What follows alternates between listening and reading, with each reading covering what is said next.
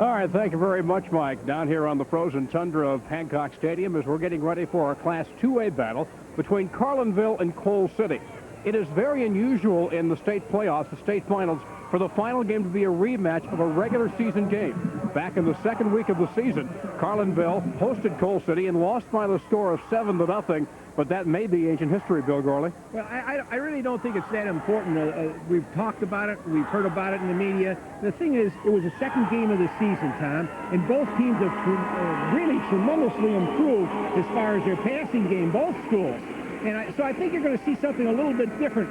Also, the quarterback for Carlinville, he only played, that was his first game, and he runs the option. And the option is a big part of Carlinville offense, and he's had 10 football games since then to get it going. All the way back in September, after Coal City won, the players from Carlinville said afterwards, "We'll see you on the turf at Bloomington." Prophetic words, as it turned out, for all the way back in those warm days of September. Of course, little did they realize the condition of the turf they would meet on come Thanksgiving weekend here in Bloomington.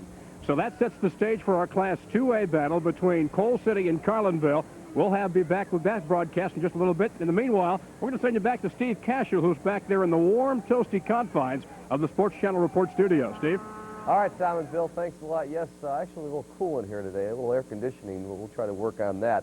You know, Hardin Calhoun, and we welcome you to our Fall Alder Group post-game update. As I said, Hardin Calhoun, a team facing many challenges in the past few months. Of course, this summer, the Hardin area devastated by Mississippi River floods. The folks from Hardin banded together to clean up their town, and today in the 1A championship, Hardin Calhoun comes up big against unbeaten Sterling Newman, and thanks to a big first half. This game belonged to Hardin from the opening kickoff. Ryan Becker, look at this. This is just tremendous right here. Keeps the footing on that frozen tundra and goes 72 yards for the touchdown, one of 2 for him on the day. Missed point after, gave the Warriors 6-0 lead. It was 12-7 HC when touchdown Tony took over.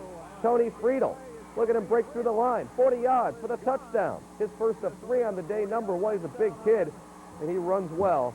Hardin defends their 1A title by crushing the Comets, the final 49-9. How about that? Their second consecutive state championship, most points ever scored in a 1A title game. Both teams finishing the season 13-1 records.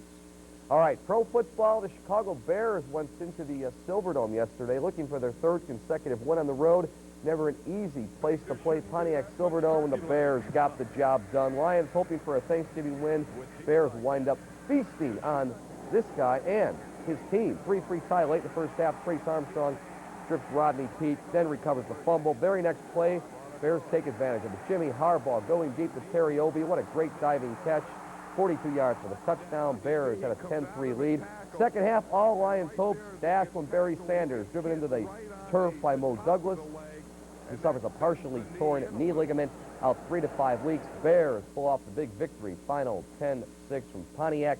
Bears improve to 6-5 on the season.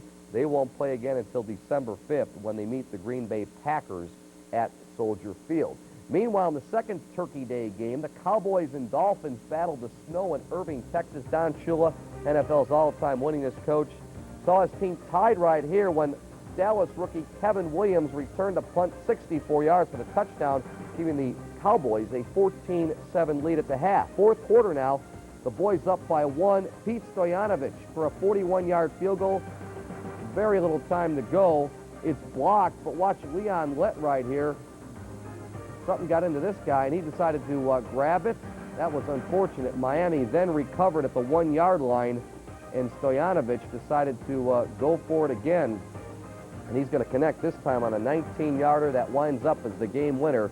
Dolphins over the Cowboys, 16-14 in that contest.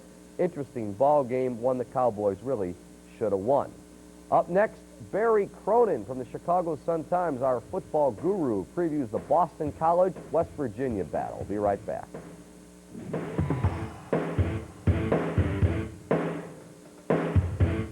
Larry Paul Pontiac on Gulf Road is Chicagoland's place to go for new 1994 Pontiacs. Shop anywhere you like, but don't make a $300 mistake. Buy your new Pontiac at Larry Paul Pontiac, like this loaded new 1994 Transport SE. Larry Paul priced at just $19,287. Don't settle for less. Step up to a new Pontiac at Larry Fall Pontiac. If it didn't come from Fall, it's no deal at all. Larry Fall Pontiac on Gulf Road, just west of Roselle Road in Schaumburg.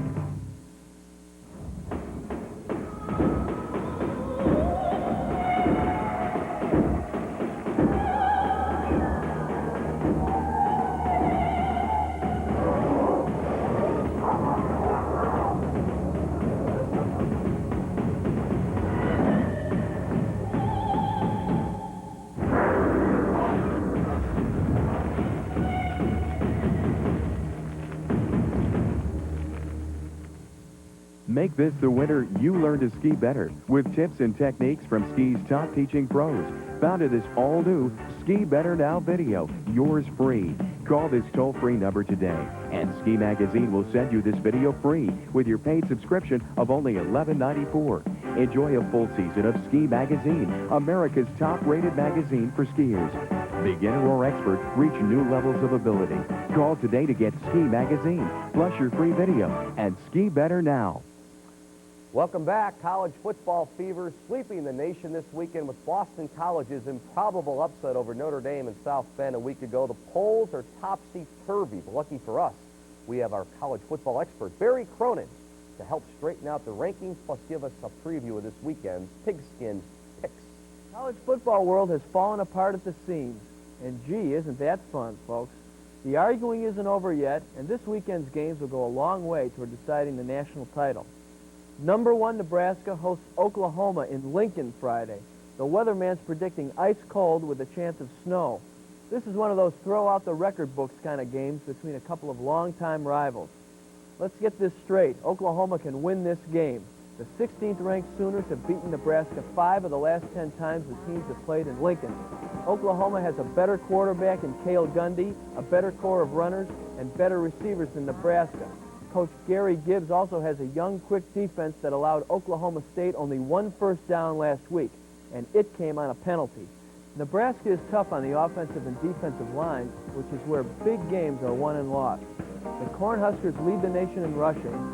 Quarterback Tommy Frazier can throw as well as run the option. Oklahoma must play a perfect game to win. Bad weather will help Nebraska pound the Sooners. Nebraska will win this one and earn a trip to play in the Orange Bowl for the national title. Number 2 Florida State purged the demons of their loss to Notre Dame last week with a 62-3 humiliation of North Carolina State. The Seminoles moved ahead of the Irish in the polls and this week can secure a shot at the national title. All they have to do is beat 7th-ranked Florida in Gainesville. But the Gators haven't lost in the swamp since Steve Spurrier took over as coach 23 games ago. This is going to be a battle of 2 wide-open, big-scoring offenses. The Seminoles are first in the country in offense with 44 points a game. The Gators are second with 42 points a game. If Florida State is going to win, it'll have to do it with defense. The speedy Seminoles match up well with the Gators' offense at the skill positions. But Florida's offensive line is bigger and brawnier than Florida State's front seven. That means Eric Rett should be able to run the ball on Florida State, which will be key. The other thing Florida has going for it is this is a big game. There's a lot of pressure on Florida State to win. And we all know what happens when Florida State finds itself in a big game. Florida will defeat Florida State and throw the college football world into complete turmoil. West Virginia and Boston College are both coming off the biggest victories in the history of their respective programs. The Mountaineers edged Miami in Morgantown, and the Eagles swooped into South Bend and flew off with Notre Dame's national title hope. The 2 teams meet Friday in Chestnut Hill in a game that will help decide both the Big East and national titles. Boston College made its season in beating Notre Dame last week, but they're out of the national title hunt. West Virginia is on a roll, having beaten Miami, but they face a tough challenge going on the road. This game is a toss-up where home field advantage is going to mean more than it normally does. Boston College will defeat West Virginia by a field goal. For the Sports Channel Report, I'm Barry Cronin. All right, Big Bear, and back on the high school side, we've got 5 more title games to be played. Each can be seen on Sports Channel. 3 more today, 2 tomorrow. Coming up next, 2A championship, Carlinville meeting the Kohlers of Coal City. Then at 4:30, Waterloo and Pontiac go at it for the 3A crown at 7 on Sports Channel Plus. Marion Catholic and Geneseo Darnell for all the marbles in the 4A ranks. That can also be seen on Sports Channel at 11:30. We've also got Black Hawks hockey tonight. How about it? Hawks and Calgary from the Saddle Dome. Coverage beginning at 8:30. Speaking of the Hawks, fresh off their 3-1 win over the Edmonton Oilers from 2 nights ago, they continue their Western swing tonight with that big game. Here's Pat Foley, Dale Talon, with a preview of tonight's matchup. On Friday night, the Blackhawks continue their road trip. They're 2-1 so far, coming off a victory in Edmonton, now looking for the Alberta sweep, but a much tougher assignment, as on Friday night the Hawks take on the Red Hot Flames, and they have a big lead in their division. Well, Calgary's really been a big surprise this year. They've really spread the wealth as far as their scoring is concerned. They've really been getting solid goaltending once again from the veteran Mike Vernon, and they have been a terrific hockey club, surprising a lot of people, especially in games in their own division. They've been dominant in their own division. That's why they're in first place. A team with a lot of depth, and it's great to see that team bounce back and play well. They've got an excellent coach, and it's never an easy game in the Saddle Dome against a very good Calgary team. And the Flames have been hampered by some injury problems, but people like Joe Nieuwendyk really picking up the slack. Nice to see him rebound the way he has. Nieuwendyk suffered the last couple of years with a bad knee, and his goal production fell, and now he's back on track. They've got McGinnis, who's healthy, and he's always a threat on the point. And Fleury's having an up-and-down career, and this year he seems to be on the cusp and is riding a high and leading the team in scoring. So he's always an agitator and a great fun player to watch, even though he'd like to agitate you. All right, the Blackhawks on Friday night in the Olympic Saddle Dome against the Flames. We'll have it for you at 8:30 here on Sports Channel. All right, Pat and Dale, puck will drop shortly after 8:30, as Pat said, in Calgary. Join us here on Sports Channel for all the action. Glenn Sather is back behind the bench for the Edmonton Oilers. Sather, who is also the Oilers president, fired head coach Ted Green yesterday. Edmonton Oilers' 3-18-3 record is their worst start in team's history. All right, up next, the big 2A championship, Carlinville against Coal City. I love that nickname, the Kohlers. Let's go back to Illinois State University. Tom Stocker, Bill Gorley. Gentlemen, take it from here. All right, thank you very much, Steve. We're getting ready now for our Class 2A game here, as it's going to be Carlinville from down on the central southwest part of the state against Coal City from just up the road at Interstate 55. Coal City, a team that a year ago went all the way to the semifinals, and they won the one meeting between these two teams back in the second week of the season, and they have put together an undefeated season. Well, Coal City has 18 seniors coming back, and those seniors have won 42 out of 44 football games, Tom.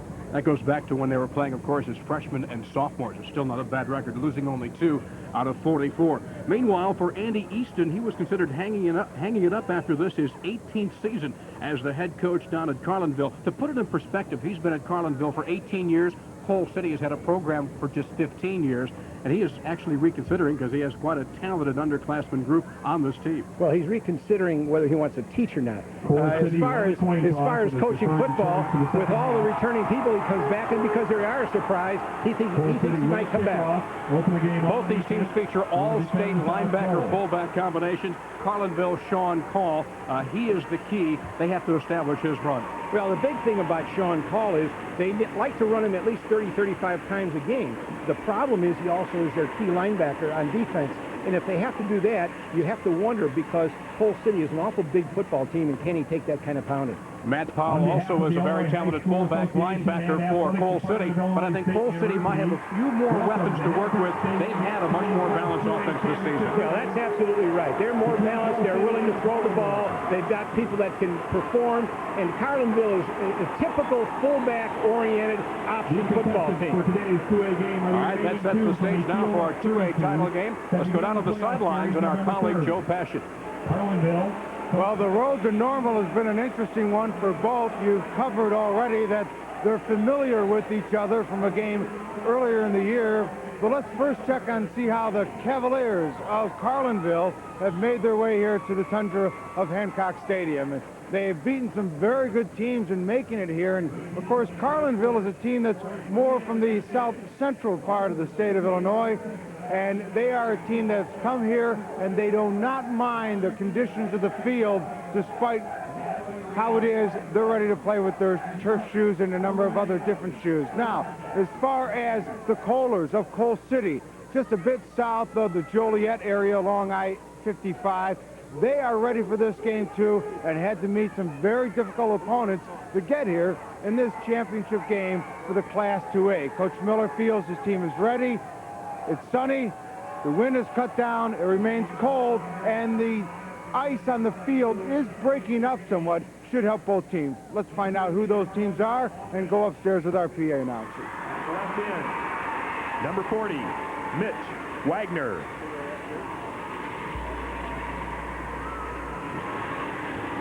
At left tackle, number 72, Spencer Call.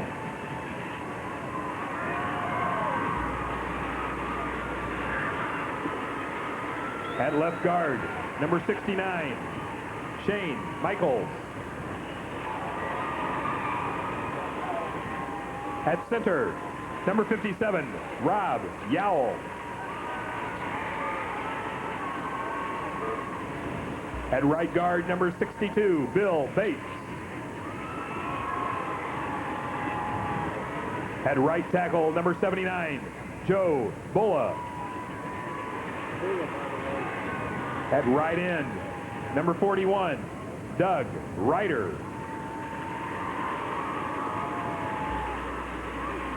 Quarterback, number 14, Josh Meyer.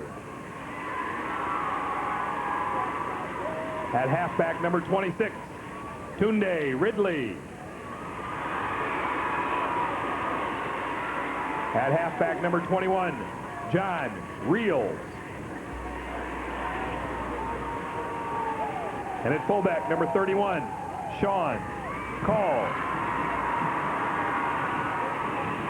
And the Carlinville head coach, Andy Easton.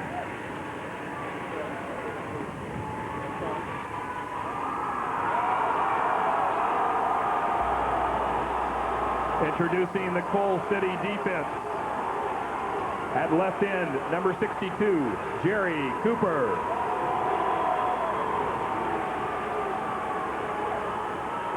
At left tackle, number 76, James Krug.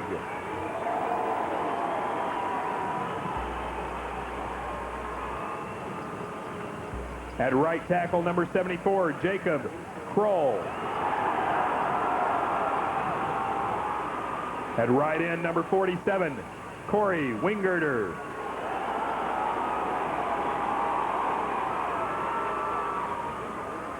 At tackle, number 67, Scott Miller. At linebacker, number 44, Matt Powell. At linebacker, number 42, Tim Mystic. At linebacker, number 34, Dirk Morris. The defensive back, number 24, Brad Skubik. At defensive back, number 25, Craig Van Dyne. And at safety, number 14, Brad Schmidt. And the Coal City head coach, Ken Miller.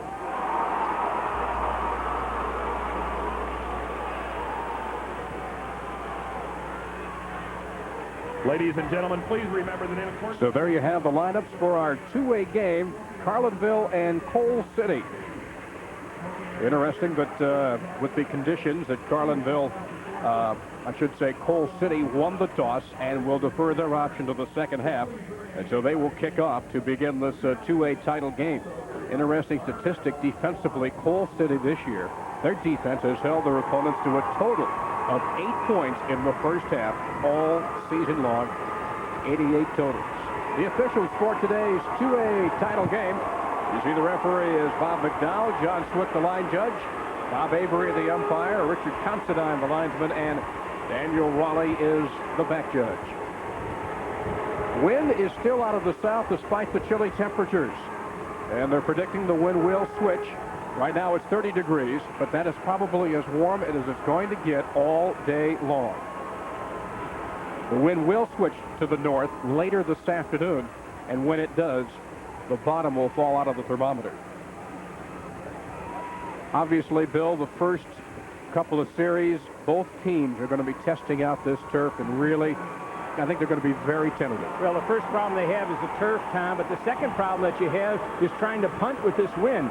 The passing, if you keep the ball low, isn't such a problem, but once you get that ball up in the air on the punt, it's really difficult, and teams have had trouble the last few years. Scott Miller, a one-step kick.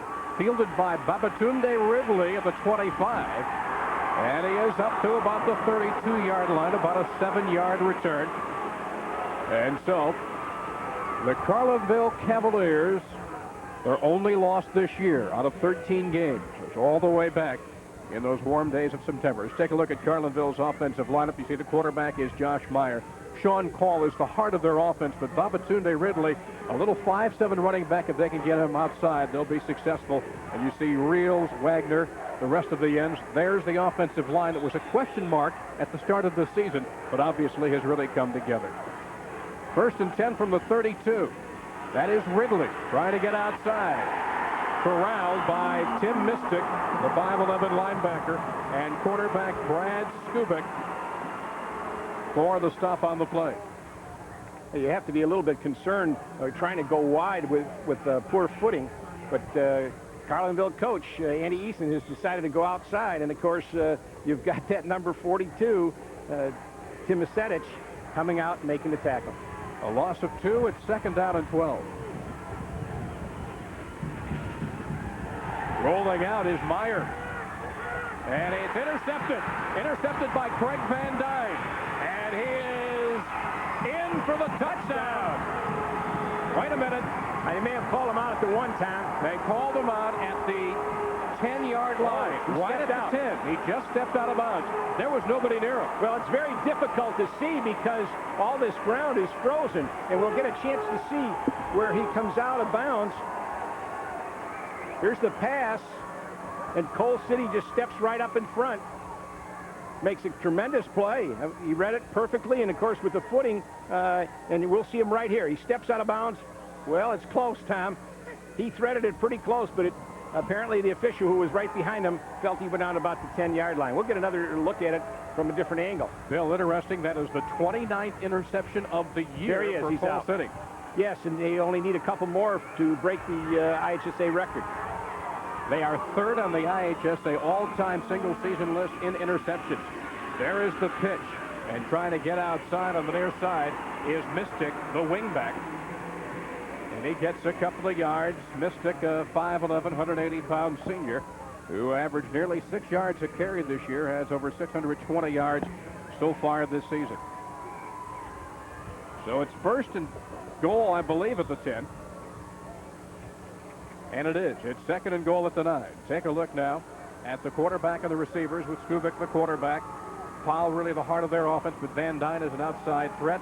And Brad Schmidt could be the key offensive player for them from a wideout position. A very solid, good offensive line. That is Van Dyne, and he is inside the 5-yard line.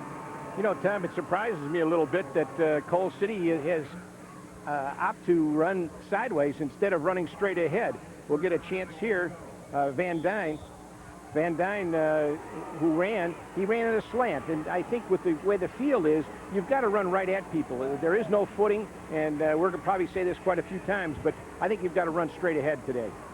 Quarterback Brad Skubik, his cousin, Kurt, was a 2-year starter the last couple of years. Led them to the semifinals last year. 3rd and goal from the 5. Straight up the middle. Touchdown, Matt Powell, his 16th of the year. I'll tell you what, Tom, I don't know if I'd want to get in his way.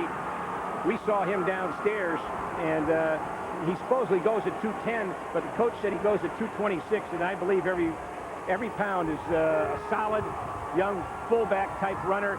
Here he doesn't have to use his speed. He's just going straight ahead with those big thighs and those big calves. How about that block by the center, And Shane Bishop, right. 155-pound center. He just manhandled him, and there's the kick.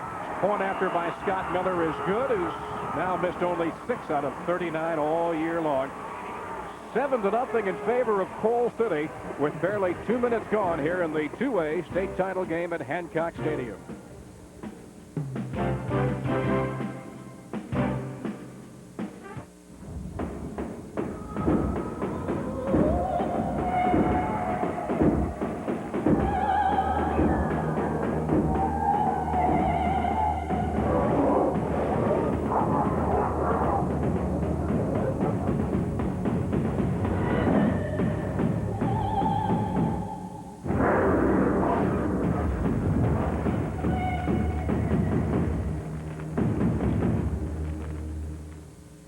you're a fan of Notre Dame and have respect for the Heisman Trophy, here's an offer you must take a look at. Notre Dame has had more winners of the Heisman Trophy than any other school, 7. And each one of them has actually signed these 5,000 footballs, limited edition and officially licensed by the University of Notre Dame and the Downtown Athletic Club of New York. This ball also comes with a certificate of authenticity. It should appreciate in value. So order your ball now. Call 1-800-966-0866. I may not know exactly what I want, but I sure know what I don't want. I don't want to end up like Uncle Harry, stuck in a frustrating job, can't afford to retire. Well, here's a few things you can look My at. insurance agent at Country Companies got me started on my retirement plan 3 years ago. Country Companies. It's nice to know when it matters most, the country's behind you. Uncle Harry didn't plan to fail. He just failed to plan.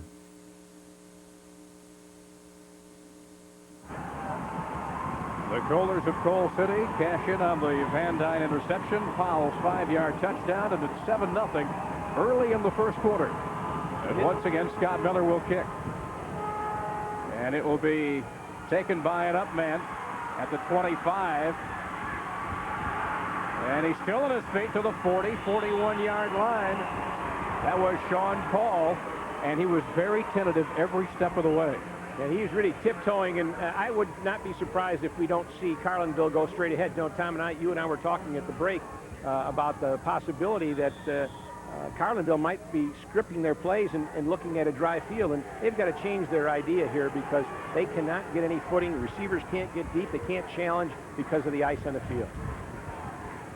So Josh Meyer, indeed, that time hands off to Sean Call.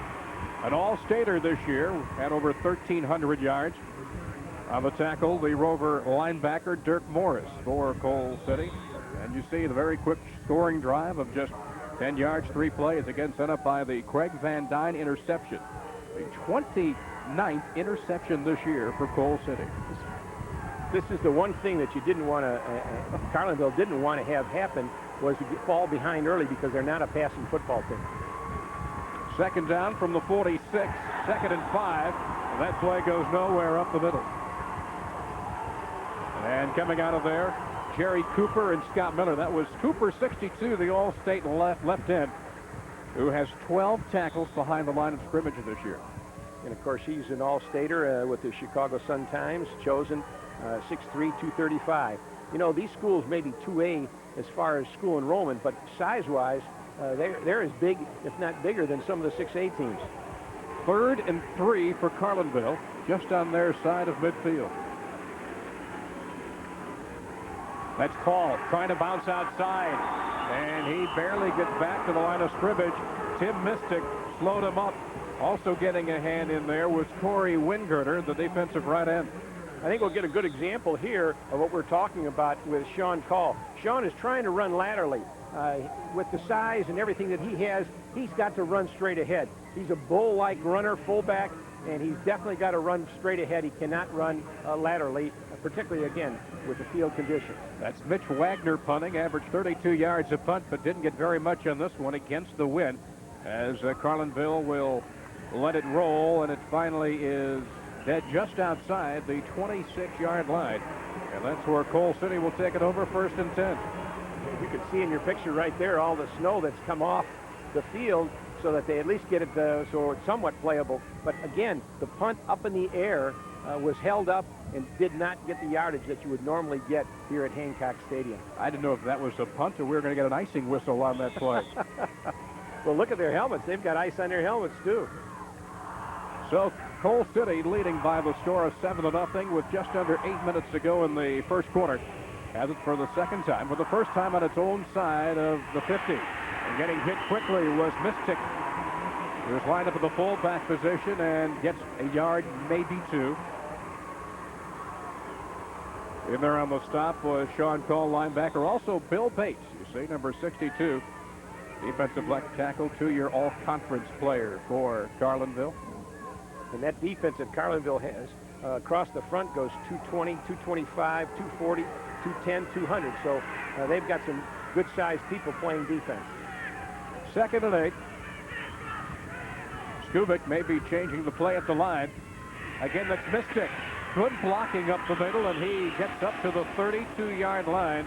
Picks up about 4. Doug Ryder, the middle guard, makes the tackle, assisted by Rob Yao. But what a job by the middle part of that offensive line, especially that little 155-pound center, Shane Beshore. Well, you can't hardly see him at offensive center because he's flanked by two 200-pounders, 2 tackles that weigh 240 and 225. But you have Shane Beshore, who's making quite an effect as far as his blocking ability is Kind of like Marv Throneberry. I'm not sure why they asked me to do this. I'm 155 pounds. Well, he's doing it. 3rd down and 4. And that is Powell with a first down and then some to across the 45-yard line. The All-State fullback, Matt Powell. John Reels, strong safety, makes the tackle. Interesting to see the comparison of styles between the two fullbacks. Now here's Matt Powell, who can and seems to be able to run laterally, and he can also go straight ahead, whereas Sean Call is having difficulty running laterally and he needs to go straight ahead. 12 yards on the running play for Powell. So it's 1st and 10, spotted at the 44.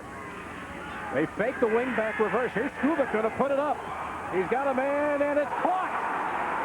That is Brad Schmidt.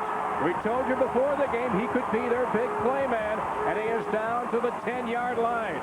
Well, that was a great fake by Skubik. We have to see the replay on this one.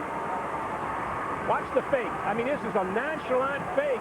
He looks like he doesn't have the ball, and there's nobody challenging him, and he throws the ball right on the money to Brad Schmidt.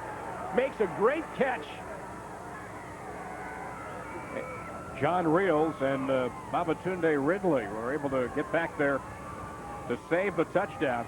Well, they were fooled by the fakes, there's no question. So when the ball was thrown, Schmidt was not close. He had to really catch up, get it. Getting outside, that's Van Dyne. Ridley was over to knock him off his feet. And about the 6-yard line, pick up about 4 on the play. Just under 6 minutes now to go in the first quarter. There's no question that the game plan is unfolding for Coal City. They want to jump on top of Carlinville fast so that they force Carlinville to do the one thing that they can't do or haven't done well, and that's throw the football. It is 2nd down and 5 from just outside the 5. They could conceivably get a first down without scoring.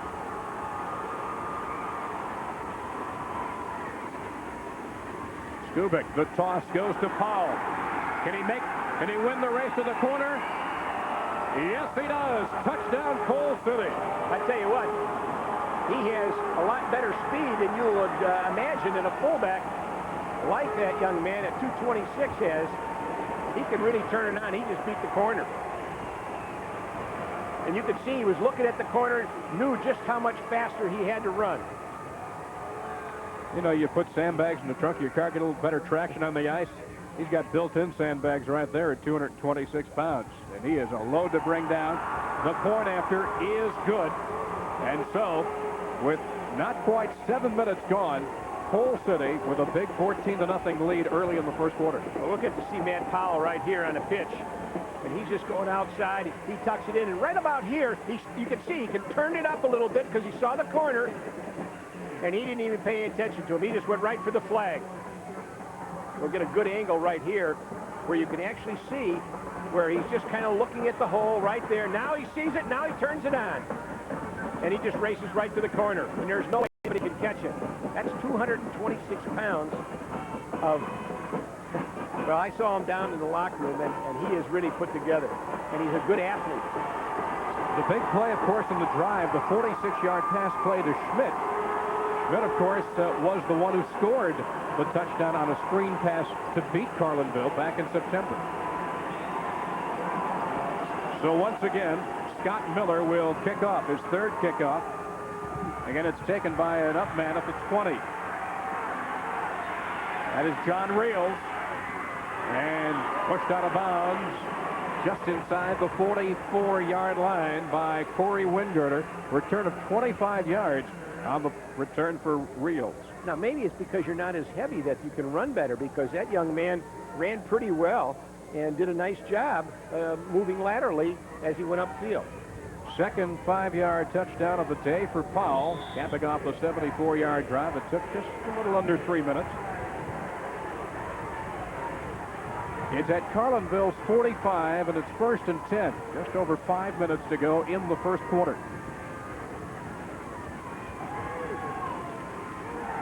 Josh Meyer is going to put it up again. Now he's going to run. He's able to get outside of Wingirner. And he's able to make something out of nothing. Get up to about the 48, pick him about 3. And that man, number 44, Matt Powell, came from the outside to make that tackle. And I think we can see what kind of ability this young guy has. He's moving laterally right now, doesn't seem to have any difficulty. He sees the quarterback at this point, continues on to move laterally. Now watch when Josh Meyer makes a move, how he comes from behind and extends that arm to get him, looking for the possibility of knocking that football out. 2nd and 8. Meyer rolling out. And he tucks it up under his arm again. And he's into Coal City territory at about the 48. Dirk Morris makes the tackle. You know, it's interesting, the willingness that Carlinville has at this point, under the conditions that we're seeing, to want to throw the football. I know in 1978, Coach Easton came here with a team that was going to run the football. And he lost the championship 9-0 to Stockton because he wanted to run and forced the run. Now he comes into this game with the idea that he might need to pass it, and the conditions aren't really good for it, and he hasn't run much of the option at all, which is what they mainly have been known as an option football team. I'm not so sure if Meyer was ever intending on throwing it the last time. I think he was just trying to freeze the linebackers. I think you're right. I think you're right, Tom. Hard-earned yardage inside the 40-yard line. That is Sean Call, their all-state fullback. Jacob Krull, right tackle, makes the stop for Coal City. Well, this is what Sean Call does the best. He runs off the tackle and then runs straight ahead, runs into his own man, continues on, and then, of course, you've got number 14, I'm sorry, number 47, Corey Weingutter, making the tackle. It's at the 37-yard line. That's the first down of the game so far for Carlinville. Delay goes to Mike Johnson, and he ran right into the pile. What a job by the middle three of the 5-2 defense for Coal City. They just stood the Carlinville lineman straight up, and there was no place for Johnson to go. Well, at the top of the showtime, you pointed out the fact that Coal City has scored 308 points in the first half and only allowed 6. And I think you're seeing a good idea of why that had occurred during the other 12 football games that they played this year. It's 2nd and 12 from the 39 out of the shotgun. Meyer has a man open. He had Reels wide open, but threw it behind him. He got in the middle of the zone coverage and had a seam there between Brad Schmidt and Matt Powell, but the pass went behind him. Well, Coach Easton talked about the possibility of showing the shotgun, which again is unusual for a team that is willing to run the option. But they went twins to one side, and they were covered. And the footing again, the big problem for the ball game. Whatever game is going to be played, whatever class, they're going to have some problems. Now they have a single setback formation with twin wideouts to the left side. And that is Call. Call with a first down. Still on his feet to about the 22-yard line. He picks up 17 and a first down. What they may be doing right now, Bill, is maybe using the pass or the threat of the pass to try to open up the middle. To spread them out. Exactly. That's what's happening right here. They went to their twin formation. Cole runs straight ahead, which he does very well. And then you'll see he's brought down here by Brad Schmidt. I'm sorry, we've got the wrong numbers here. We're talking about number 33, Mike Calderon. 1st and 10 from the 22. That's Paul hammering through the left side to about the 16. He picks up 6 yards there. This is a big drive for Carlinville. If they can come up with a touchdown on this drive, they're right back in it, and they can shake those early jitters. Exactly, and I think that of the two teams, Carlinville has just had more difficulty trying to adjust. And again, I think they came in here with some scripted plays or scripted ideas of what they want to do offensively and said, forget what the weather's like, let's just do it, and it hasn't worked out. Well, on the front end, Andy Easton said, I'm going to throw more than maybe Carlinville teams normally do. 2nd down and 5. Toss goes to Ridley. Trying to play off a block. He picked up about 4 yards on the spinning tackle of Brad Schmidt. Schmidt stopped him at the 10. But by the time he spun Ridley down, Ridley only 5'7", he got all the way up to the 6-yard line, and it's first down. Well, Tinge Ridley is just a little guy, 5'7", 135. He's a sophomore, and he follows his blocking real well, runs excellent. And, of course, as you can see, the turf there is a little bit free of the ice, and he gets a little better footing. First and goal from the 6 for the Cavaliers of Carlinville. This is the 9th play in this drive for Carlinville. Call slamming on a slant through the right side of the line to about the 4. Now he's running off tackle, and Jerry Cooper comes in there, number 62, to make the play. And again, it's all-state player against all-state player, and this is where it always counts. Whenever you get down in that goal line area, you'll always see those people that we talk about at the top that we feel are going to play well, and they live up to that possibility. Second and goal from the 4. Quickly switching out of the eye to the T is Mike Johnson. Paul, quick handoff. Hit immediately, though, by linebacker Matt Powell. Again, All-Stater against All-Stater. What a job by Powell as he knifed through the offensive line, and he hit Call immediately. Well, here's the two best fullbacks probably, and we'll see in probably both classes. And Matt Powell came right across the line of scrimmage to hit up number 31, Sean Call. So you've got two great football players, and we came in here knowing that both of these teams were fullback oriented, and we saw a good example of it right there. Double tight end set on third and goal from the 5. Big play here for the Cavaliers. Play action play to Call.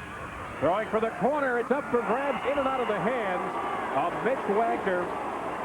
Very closely covered by quarterback Brad Skubik. Brad Skubik, one of 9 players going both ways. You know, the one guy you really don't want to have to play both ways is your quarterback, but Brad Skubik is an exceptional player and reaches over the top. And that is the final play of the first quarter. After one quarter, the Kohlers of Coal City with a 2-touchdown lead in the 2A title game at Bloomington Normal. Hi, I'm Hub Arkush of Pro Football Weekly. You know, if you've enjoyed PFW on TV and radio, it's time you had a copy of Pro Football Weekly delivered to your home every week of the NFL season. We're so sure you're going to love it. We've got a special trial offer for you. If you call within the next 48 hours, you can get 10 issues for just $10, and we'll throw in 2 more for free. Remember, 10 issues for just $10 and 2 more for free. You save over $30 on this $42 value by calling 1-800-FOOTBALL right now. Credit card orders only, please. We thought the engine had caught on fire. There we were, with smoke pouring from the hood. My mom was so upset. Luckily, I had that highway helpline number that my country company's agent gave me. I can get help anytime, coast to coast. Comes with my car insurance. Country companies. It's nice to know when it matters most. The country's behind you. Those extras make a difference. Saturday, November 27th on AMC. They were born of 2 different worlds. It is so good. You must know it, too. And from that difference was born their passion. I will love you, Hilda. If that is your desire. Marlon Brando stars in James Michener's timeless story of forbidden love. Sayonara. Saturday, November 27th at 5 p.m. Eastern, only on AMC. No, I said, okay, Rudy, I know there's lots of, they messed with reality a lot in this thing. Oh, did they? Oh, yes, they did, Oh, especially I with hate Dan that. Devine. They did a lot of... But did he really make a tackle or a sack? I said, did you really make a sack on the last play? It was against Georgia Tech. And he said, yes, I did. And he said, ask Bill Gleason. He was there. Now, Bill, be true. speak up. Tell me. The truth? You want the Yes. truth? I was on my way to the dressing room. Good.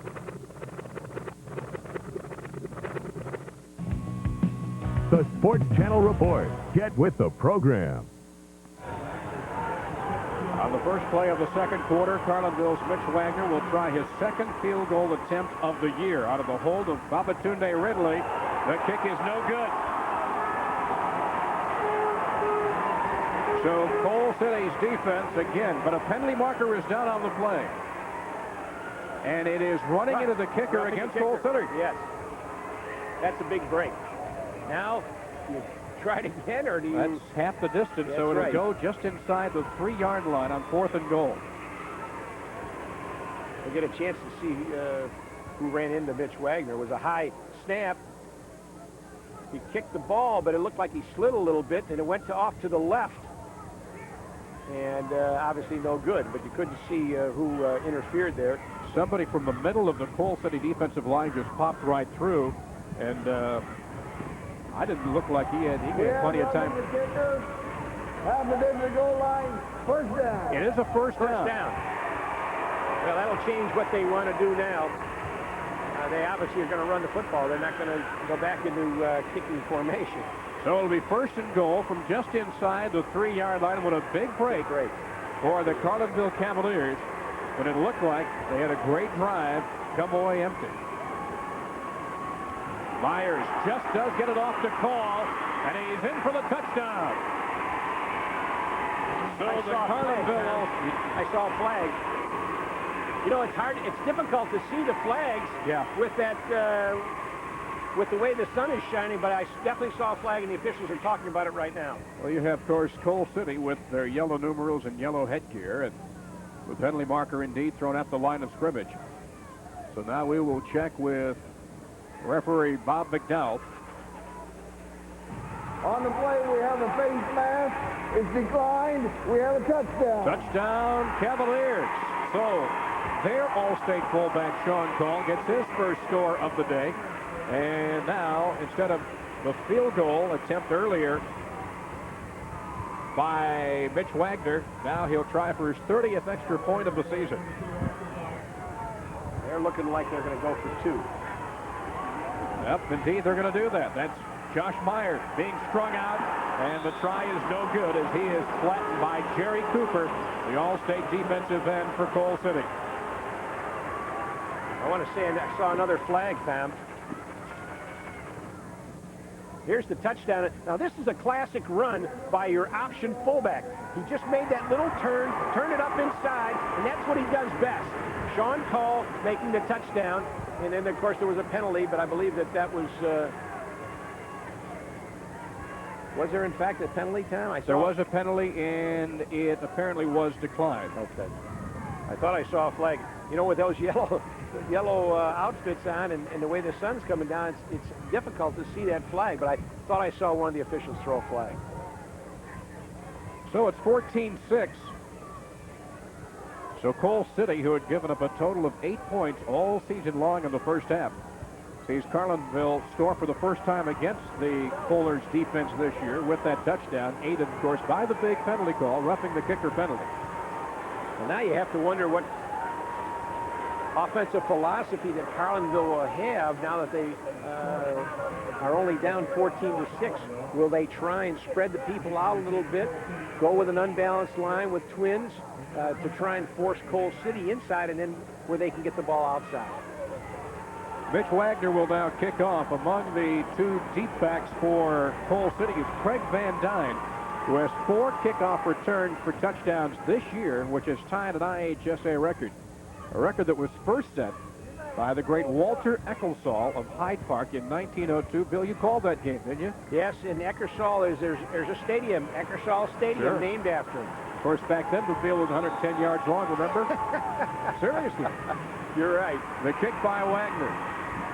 And that is Van Dyne. He tentatively follows his blockers and falls forward to about the 28-yard line. That's where the Kohlers will set it up.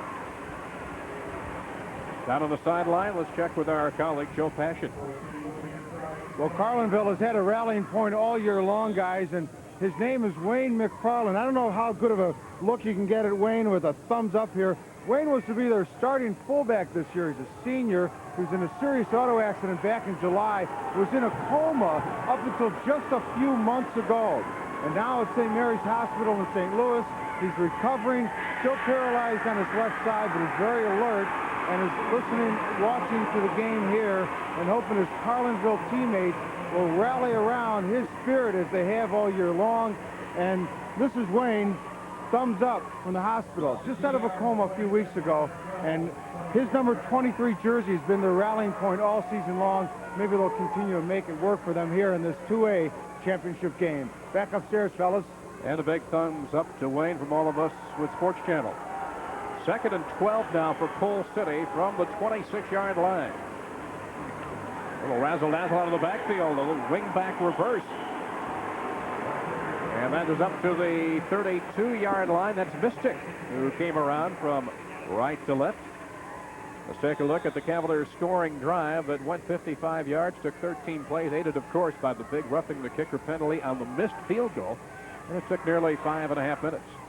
That's a good view of for our fans to take a look at what the field actually looks like, what they're playing on, so they understand when we're talking about the ice, Tom. 3rd and 5 from the 33. In motion goes Powell. Now Skubik wants to put it up. He's looking for Powell, and he hauls it in at the 50. And he is down to the 40, make that the 36-yard line. Mitch Wagner on the stop, the free safety, 31 yards on the play, and they're in Carlinville territory. Well, Coal City gives you multiple formations, and we'll see a different formation right here. And you'll see Matt Powell, he'll actually look back like he's not even going to be in the pass play, and then he turns it upfield and makes a nice catch.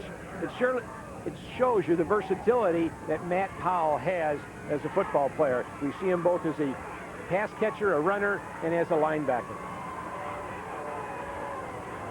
So Powell with his first catch of the day. Now this is Mystic with a block, cuts behind the block to the 30-yard line. That time it was Powell leading the way for his flanker teammate, Tim Mystic. And Matt Powell, I guess you have to say he does it all. He blocks, he runs, he catches passes. The only thing he didn't do so far, we haven't seen him kick the ball. We don't see if he punts or kicks extra points or anything like that. Mystic picked up 8 yards on the running play, setting up 2nd down and 2 yards to go, under 10 minutes now. 4 first downs now in the ball game for the Kohlers of Coal City. Powell straight ahead, gets the first down as he picks up 4 yards on the running play to the 25. And Sean Call, number 31, in on the play for Carlinville. Now, Powell was only about 2 yards deep. Again, it's a multiple formation. Now, Coach Miller runs a lot of different plays, but he runs them all from different formations, which really gives you some problems defensively. And if you have the opportunity to watch game after game, you might be able to get his formation tendencies, but it's difficult to do on a day like today. Toss goes to Powell, going to the short side of the field, and it's Spencer Paul who yanks him, make that Sean Call, who yanks him down from behind on the near sidelines at about the 19-yard line. Normally, you would see Coal City throw the ball a little bit more. After all, Skubik this year has passed for over 1,200 yards.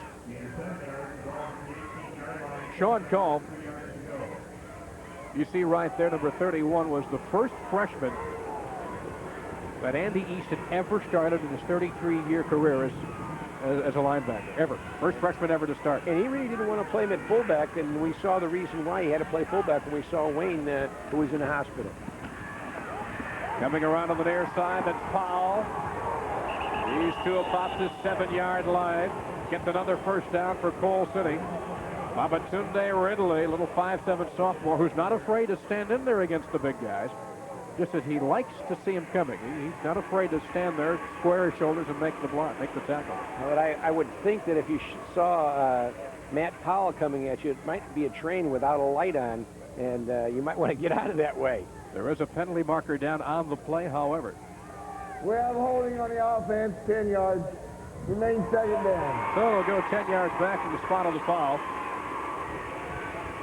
Now we might see a little bit of their passing game. Well, there's the icicles we've been talking about, and that have been dripping all over this field. Although the sun is starting to come out, Tom, maybe it'll dry it up a little bit for some of the games later on. Only to refreeze when the bottom drops out of the thermometer expected tonight. Timeout has been called by the Cavaliers, and you see just a couple of penalties so far in this game.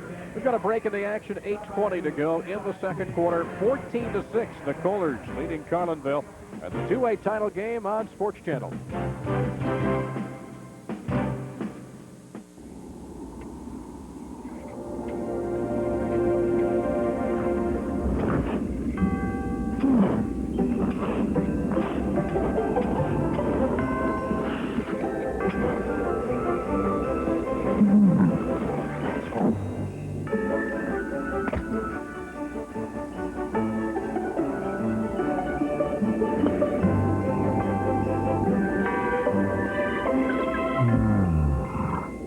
Saturday, November 27th on AMC.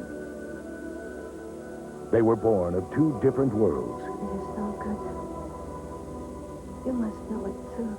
And from that difference was born their passion. I will love you, Rita. As that is your desire.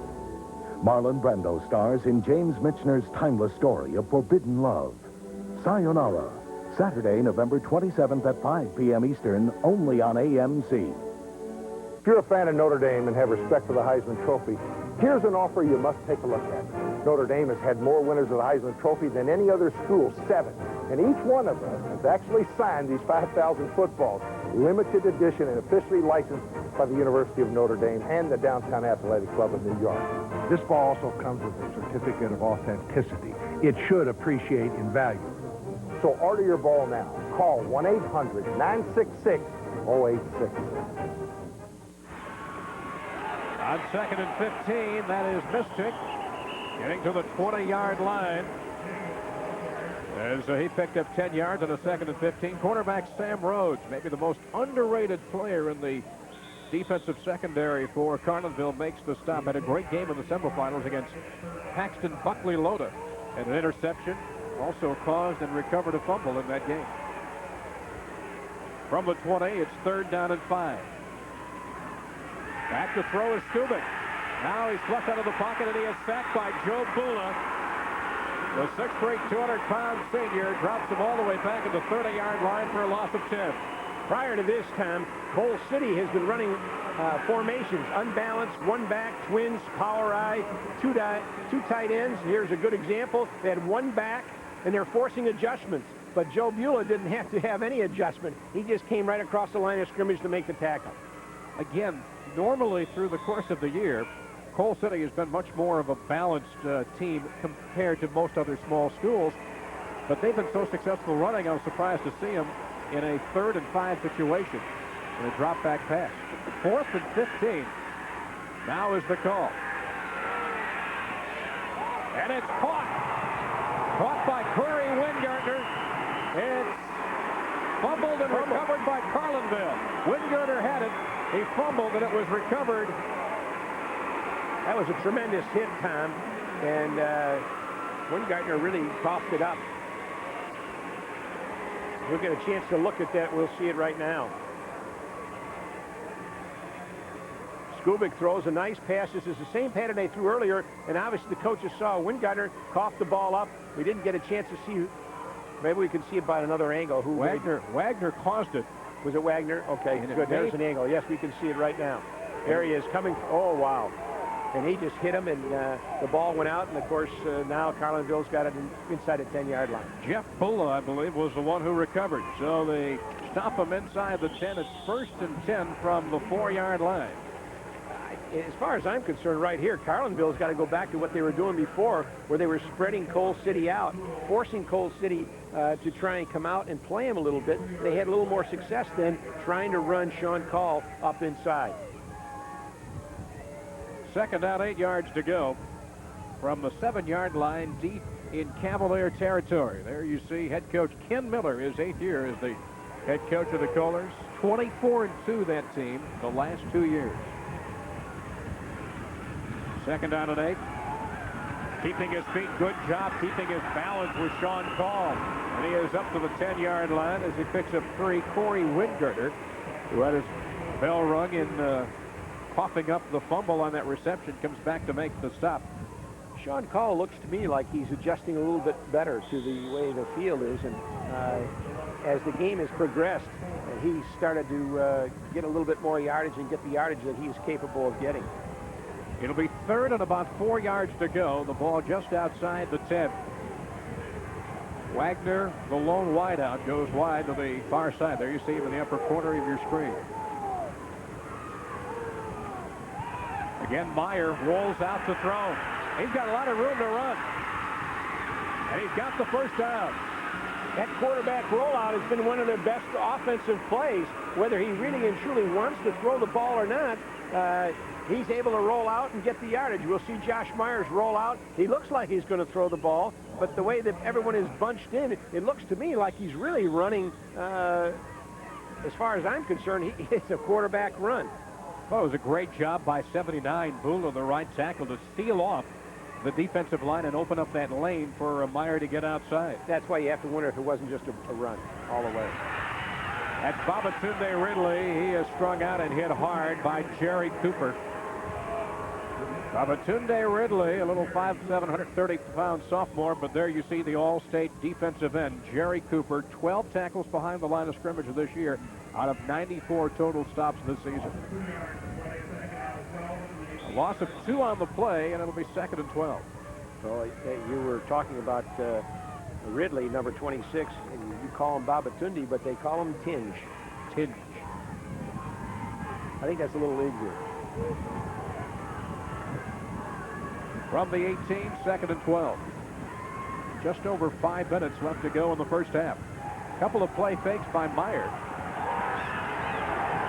And the pocket collapses on him, and he is able to get back only to the 16-yard line and loses 2 yards on the play. There you see Corey Wingirter, the 6-foot senior who made the tackle. Excellent defense by Cole City. They're keeping Josh Myers inside. He makes the fake inside a call, makes another fake, then comes out, and he really doesn't get the depth that he needs, and Wingeitner comes up inside to make the play after he forced Josh Myers to go inside. 3rd and long. Meyer again rolling out, but under pressure, finds a man, reels, makes the catch, and he is labeled on the play by the rover back, Dirk Morris. What a hit there by number 34. Who's among the top 10 scholastically in the senior class. Here we get a good example of that kind of hit as soon as he makes the catch. Excellent play. Excellent. So it'll be 4th down, and so Carlinville's Mitch Wagner, who averaged 44 yards a punt the first time they faced Cole City, is back to take the snap inside the 5. End over end. Brad Schmidt had to go back to the 45. Now he hands it off to Van Dyne. Great fake by Van Dyne. He coasted. Now he's going to go down to their sideline. He could go all the way. He gets a block. And he's out of bounds at the 15-yard line. What a job by Van Dyne to coast after he got the handoff, to coast as if he didn't have the ball. Well, that was the same play that Skubik made earlier on the pass. They've worked on this for a long time. Look, he put it on his side and just nonchalantly. And then turned it up. Like a bootleg. As you can see, that's exactly right. He ran it just like a bootleg. And then he follows his blocking real well. Actually, he went out of bounds right there. He wasn't even really tackled. He was just ran out of bounds. He ran out of real estate. The punt was 37 yards. The return was 40 yards. So it's at the 16. The toss goes to Van Dyne. He's got a lot of room, and he's in for the touchdown. A 16-yard touchdown run for Craig Van Dyne. I'd like to say that he earned that one because of the way he ran the return on the punt, and then to come back and give him the ball to score. That just tells me a little bit about the coach. He's talking about how hard these kids work, and it's a reward to be able to do that kind of thing. Take a look at it again, and look at the great job sealing off that line the offensive line does. Blocking is terrific up front. You can't say enough about those people, and Van Dyne really isn't even challenged as he goes in to score. They fumble the snap on the point after, and Scott Miller is tackled back at the 18-yard line, so the try is no good. John Reel in there to make the tackle on the play, but the holder, Van Dyne, it's the only mistake he made on that whole series, as he didn't come up with a snap from Jerry Cooper. Well, Tom, you and I were down there. You know it's cold, so it's got to be cold on your hands to be able to handle the football. And in this kind of weather, that football is like a piece of cement. I mean, it's heavy and it's hard. So Van Dyne gets a 16-yard touchdown after his 40-yard return, getting the handoff from Brad Schmidt. This copyrighted broadcast is presented for the entertainment and non-commercial use of our audience. Any reproduction or other use of this program without the written consent of Sports Channel is strictly prohibited. Tom Stalker, Bill Gorley with you. 4:01 left to go in the first half as Cole City leads by the score of 20-6. And the versatility and the scope of this attack for Cole City has been impressive, Bill. Well, on that particular scoring play, they ran a wing formation. They just outflanked the defense for the touchdown. So somebody is giving them the right information as far as what they need to run formation-wise, and Carlinville hasn't made those adjustments.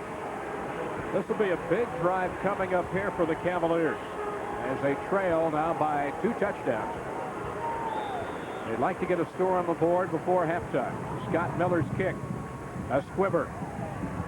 Taken at the 35-yard line by Brad Hyatt. And he's out of bounds at the 45. Cole City gambling there, figuring a knuckleball in these kind of conditions might not be a bad little try. But good field position, though, for the Cavaliers at their own 45, 1st and 10. Well, I think with the way the wind is blowing, that's not a bad idea, because your chances of getting the ball back would be a lot greater, because it's so slippery and you can't get down to pick up the ball properly. If it's up in the air, the ball actually is coming back because the wind is so strong. Officials timeout as we have an equipment adjustment. Looks like over there Brad Skubik is working on Scott Miller. He may not be able to get his kicking shoe off. It may be frozen. Let's take a look now at the Cole City scoring drive, which was just a brief 16-yard play by Van Dyne. Took a mere 6 seconds to give them a 14-point edge. 3:56 to go. That's Paul. Sean Call gets the handoff from Meyer. Picks his way up to about the 48. Matt Powell and Tim Mystic, the 2 outstanding linebackers for Cole City, combined to make the tackle after a gain of 4 yards. And Carlinville once again goes to the shotgun formation and then chooses to run out of it with Sean Call running out of the fullback spot after the quarterback handed off.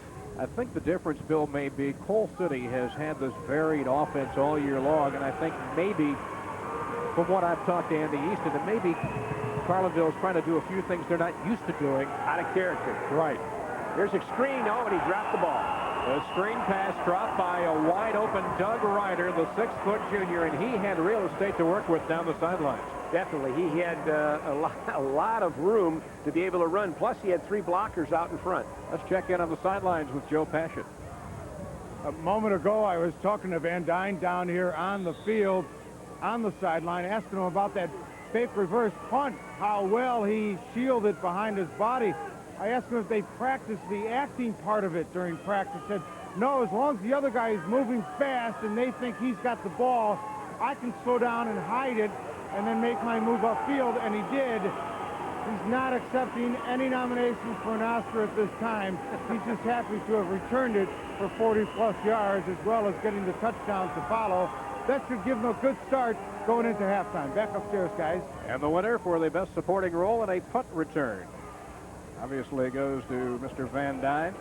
Actually, great job by Miller. Miller had, of course, that, I should say Schmidt. Schmidt had that big catch, of course, to set up their first touchdown. And I said early in this game, I thought he could be a real piece of the puzzle for Cole City, and he has been. And obviously, he has had some success because he's had a return this year, and I'm sure Carlinville was aware of that, so they wanted to make sure that he wasn't going to get another one on them, and they overplayed him, and Van Dyne, of course, with his acting, did a good job, and ended up with another score. 3rd and 13 at the 43. Meyer drops the snap, but the defense relaxed just a bit, and he was able to get it up to the midfield stripe and pick up 7 yards, but it'll still be 4th and about 7 for the Cavaliers. Tim Mystic forced Meyer out of bounds. Well, it appears every time that Carlinville goes to the shotgun formation, they spread Cole City out, and they've been able to make a few yards, and here's a good example of it on the replay. He fumbles the ball. Josh Myers fumbles the ball, picks it up, gives him enough momentum, and then he's smart enough to be able to pick it up and just head for open daylight. And then, of course, you've got Tim Sedich making the play, and he comes up and he saved the possibility of them not getting a first down. The Kohlers of Cole City have taken a timeout with 3 minutes and 10 seconds left to go in the first half as you look on at Coach Ken Miller, who was also at Carthage for 5 years and took them to the Class 1A state finals in '84. They were runner-up that year. His record at Carthage, 38-12, before he went to that young program at Cole City. And there's the veteran, Andy Easton, his second trip to the title game. Started his career back in 1960 at Hillsborough. It's interesting, both of these coaches have been here before, and they both lost. Carthage won in the 1A, and Andy Easton, of course, in 1978 in the 2A. It's 4th and 6, and Carlinville will send in Mitch Wagner to punt. Back deep are Van Dyne to the far side and Schmidt to the near side. He's thinking about, he's going to kick it. Boy, the Wagner looked like he had fake in his mind. The punt down at the 20-yard line by the Kohlers. So he had larceny in his heart, did Mr. Mitch Wagner. He thought about it. Well, he also had enough presence of mind that if he thought he had it, he may have had the green light to go ahead and take it. But as he watched, Coal City started to put a little bit more pressure on, and then he was able to kick the ball because no one from Coal City really rushed him.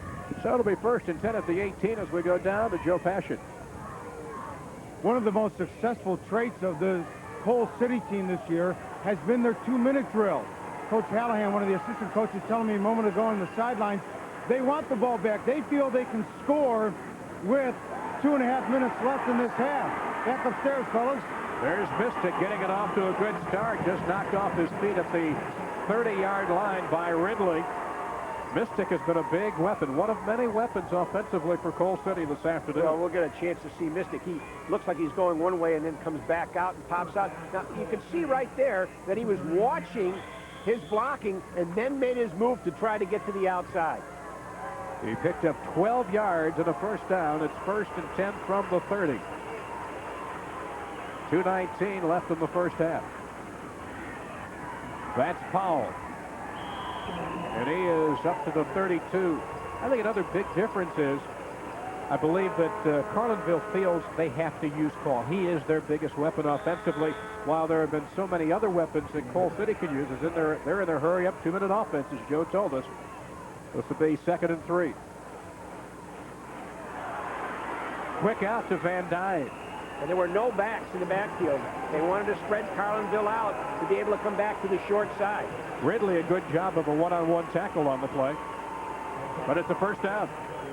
And that's good, because if Ridley hadn't made that, it may have been another touchdown, because they were playing man for man and they had everybody out and Carlinville had everybody covered. So if you make a mistake on that one, it could be 6 points down. Fouls the single set back on 1st and 10 from the 42. He hammers it right up the middle, and he is hit hard by the All-State linebacker Sean Call. Joe Pula, Doug Ryder also in there to help on the top. Now, this is a good example of two fine football players going head-to-head. There's the hit. You saw Sean Call come in there and just put the helmet right where he should, and he actually knocked Matt Powell back. So Coal City will stop the clock with 1:27 left to go in the first half. As you see, Sean Call, the 6-foot senior, 2-year All-Conference, named All-State this year.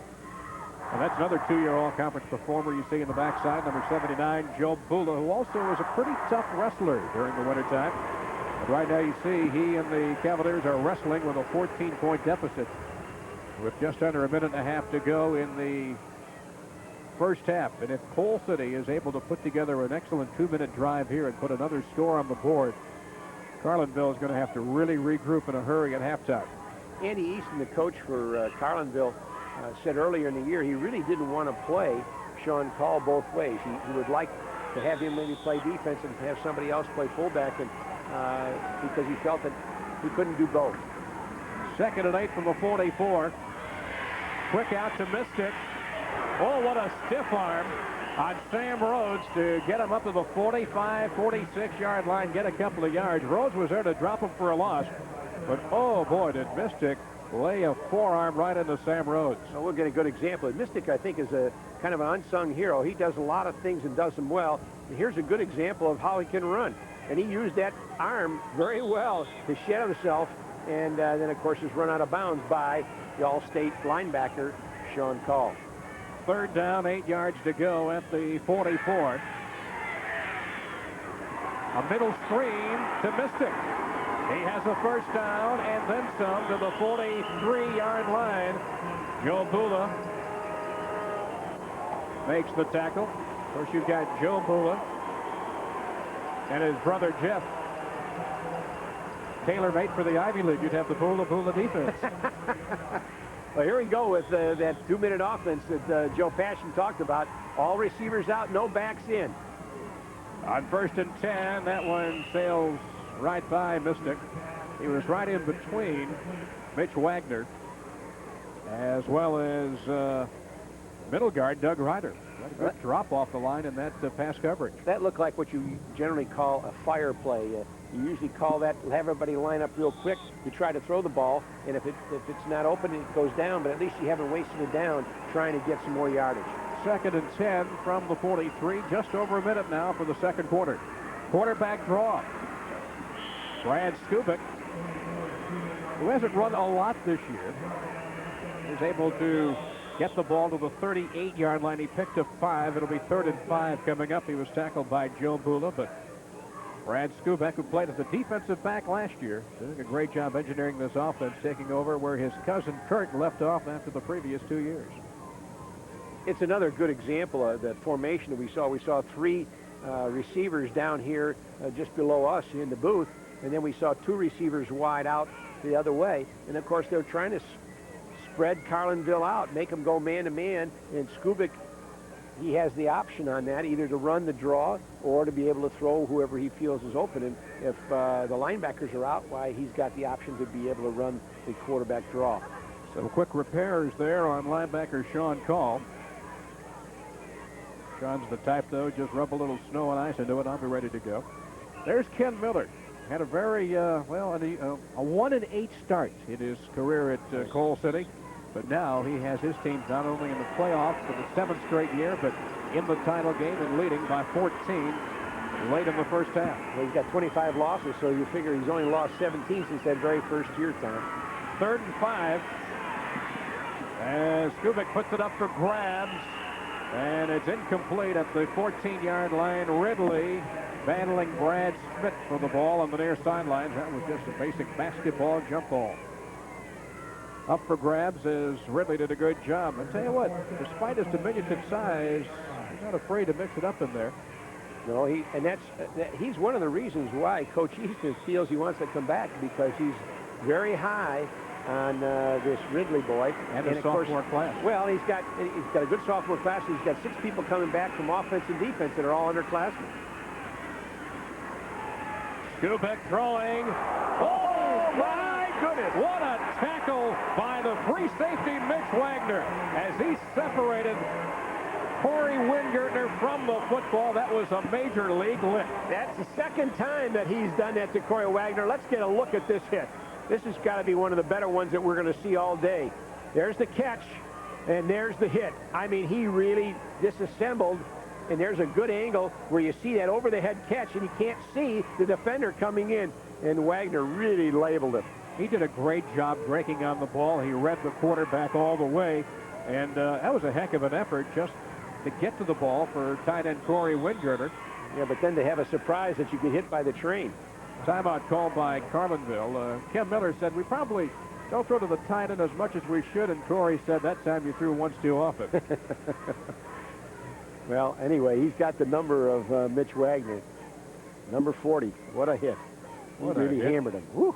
That's a good sign, though, for the Cavaliers, despite the fact they're down by 14. They know this is a big drive here. If they can keep the Kohlers off the scoreboard, they're still very much in this game. If they can get something going early, the big thing is going to be, of course, is that Coal City deferred the option to the 3rd quarter. They'll very likely start the 2nd half with the football. Well, Carlinville's offense, they've been going a lot of times when they run out of that shotgun formation, they'll go trips to the field, 3 receivers to one side, and then as Coal City, they have to adjust, and then Carlinville comes back and they attack to the weak side of that formation. So let's see if they try to do that again with the idea that they can still maybe throw the football.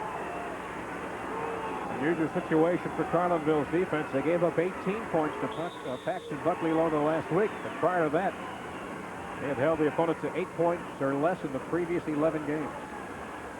Now that 4th down, Carlinville has it. 1st down. That's Ridley. That's as wide open as he's been all day as he's up to the 45-yard line. When Brad Skubik comes in to make the tackle and maybe save the possibility of a score.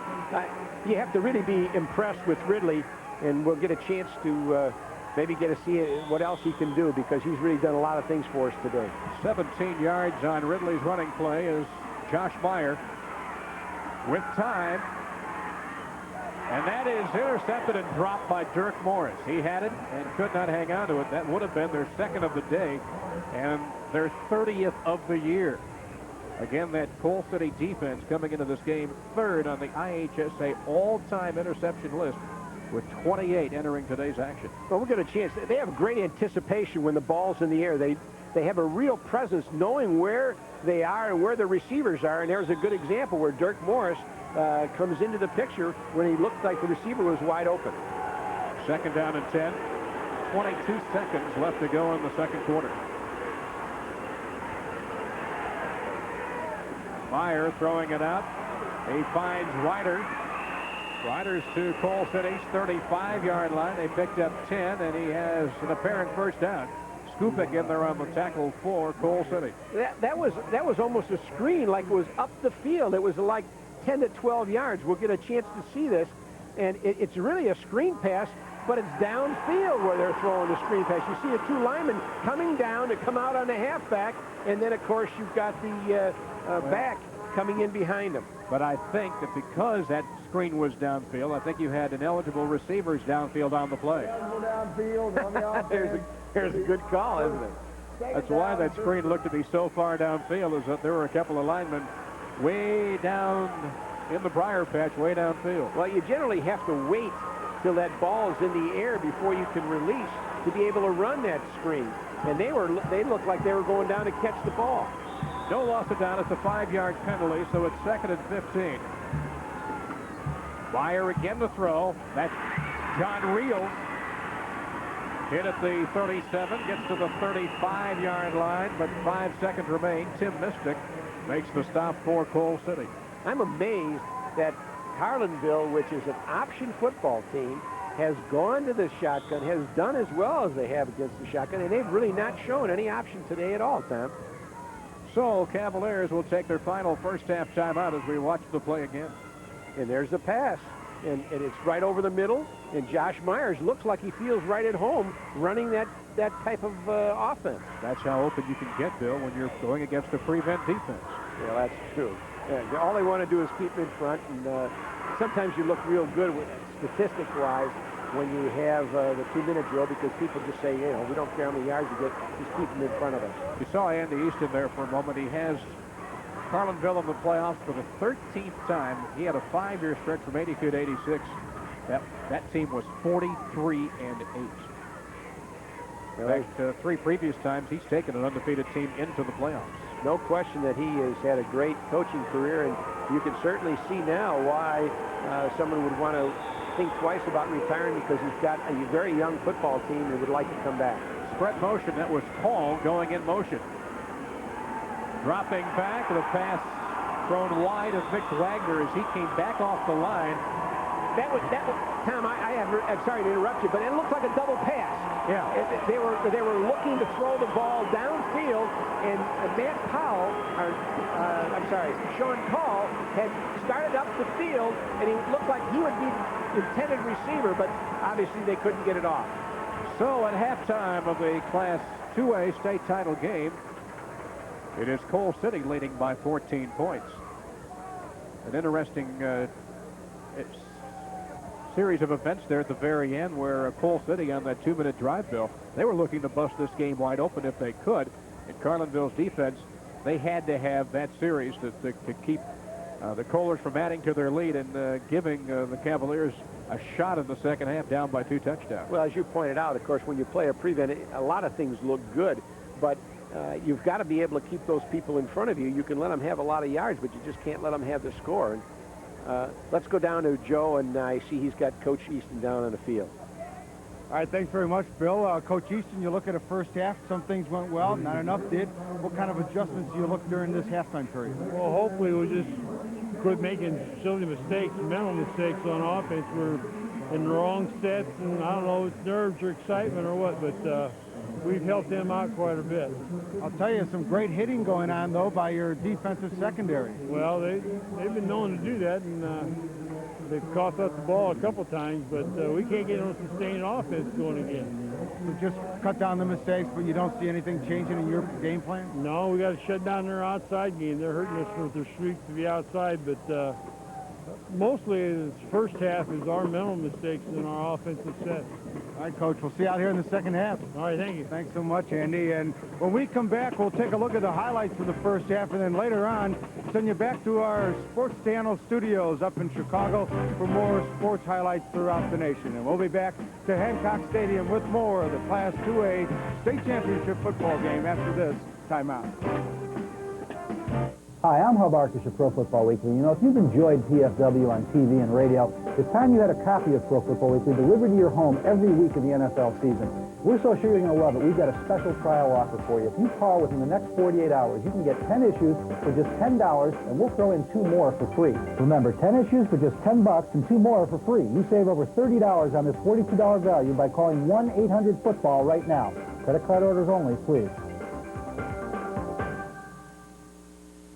20,000 points in the career of Michael Jordan. An electrifying sequence of stick handling. The last year at Chicago Stadium. Share the memories all season on Sports Channel.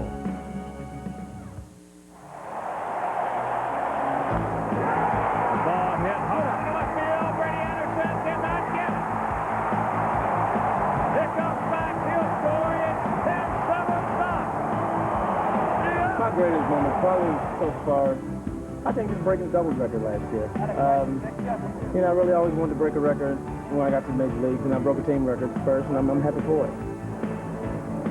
There's a shot. That's trouble.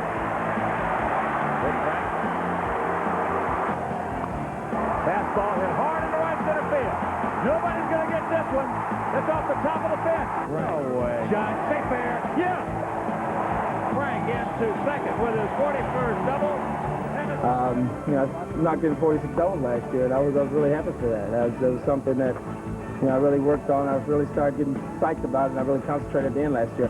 Kind of got the feeling last year I was trying to hit more doubles than home runs at the end of the season because I was going for that record.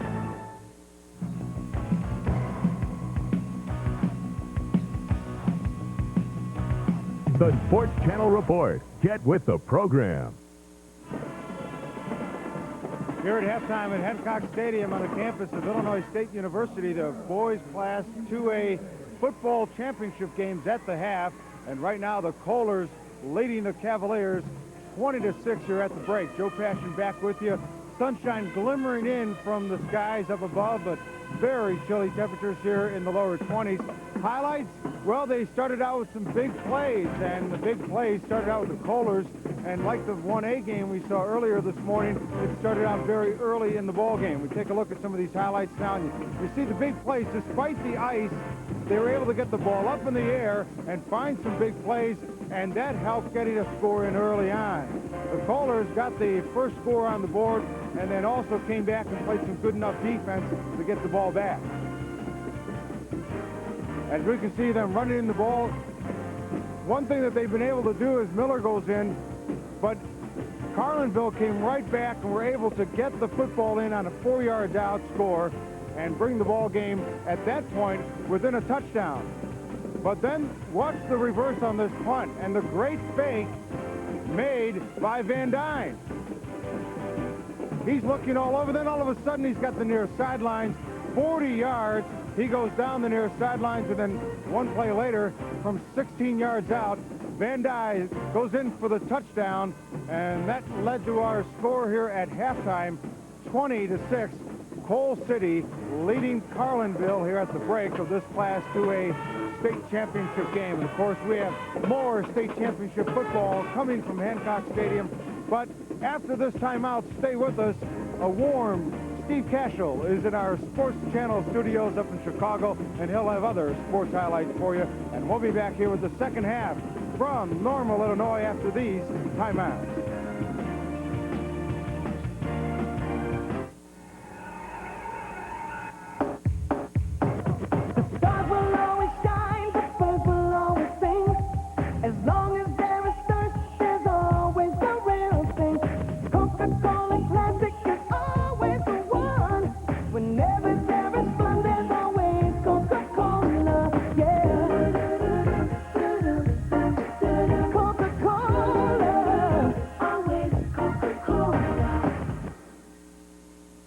I may not know exactly what I want, but I sure know what I don't want.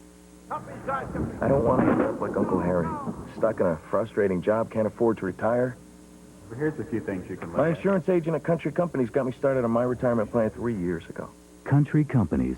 It's nice to know when it matters most, the country's behind you. Uncle Harry didn't plan to fail. He just failed to plan. When it comes to automobiles, there's only one, Bob Royman. At Toyota Westmont, our goal is to save you $300. Maybe with more money for your trade-in or a great price on a new Toyota. What could I do with $300? Buy a new dress, or a puppy, or a bike, CD player, or save it. Bob Royman. Our goal is to save you $300 at Toyota Westmont on Ogden Avenue. Wow, $300. Halftime of the 2A title game from Hancock Stadium feels a little bit frozen, but the Kohler so far the best of the Carlinville Cavaliers, 20-6 right now. As we welcome you to our fall Auto Group halftime report, Steve Cashel back here in our warm Oak Park studios. Class 1A, the game seen earlier here on Sports Channel. Hardin Calhoun, Sterling Newman meeting for the championship. This was really a one-sided affair, and Hardin Calhoun took it from the opening kickoff, and watch what happens. Ryan Becker here, a couple of tackles he breaks, and then he's gone. 72 yards for the touchdown, one of 2 TDs for Ryan Becker on the day. They missed the PAT. Warriors, though, led it 6-0. 12-7 HC here. When touchdown, Tony takes over. Tony Friedel right here. Breaking through the line, goes 40 yards for the touchdown. This kid was tough. 3 touchdowns on the day. Hardin Calhoun defends their 1A title by crushing the Comets. Final 49-9. Both teams finishing 13-1. And how about Hardin Calhoun? Of course, suffering from the floodwaters earlier this summer and really pulling together as a city and a club and a team, and they've done a great job. Back in Chicago, the Prep Bowl going on at Soldier Field. Mount Carmel right now leading Bogan 7-0. Best from the Catholic, best from the public.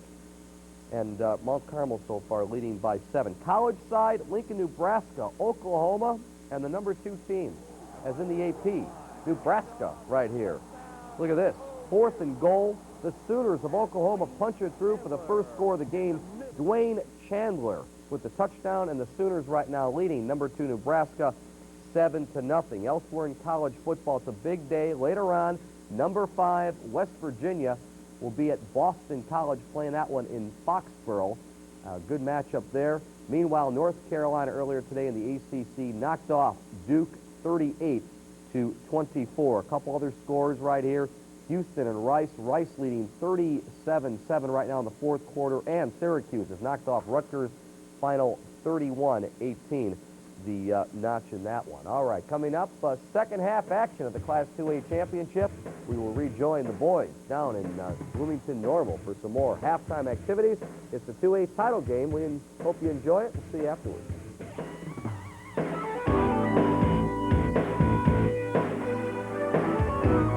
Larry Fall Pontiac on Gulf Road is Chicagoland's place to go for new 1994 Pontiacs.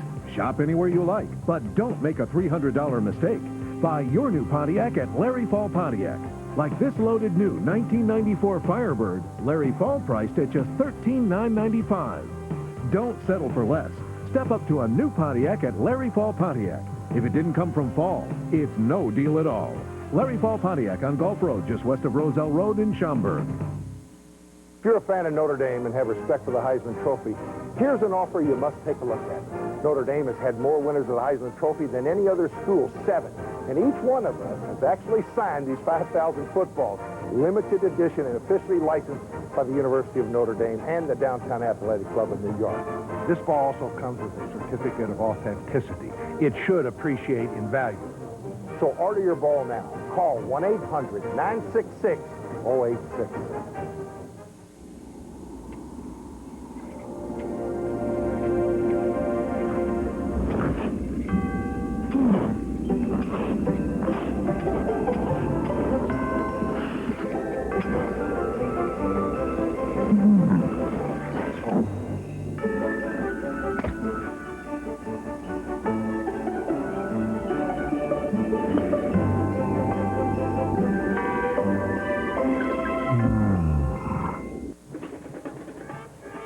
back. It's halftime of the 2A title game, and you can see the Kohlers of Coal City with a 2-touchdown lead over Carlinville.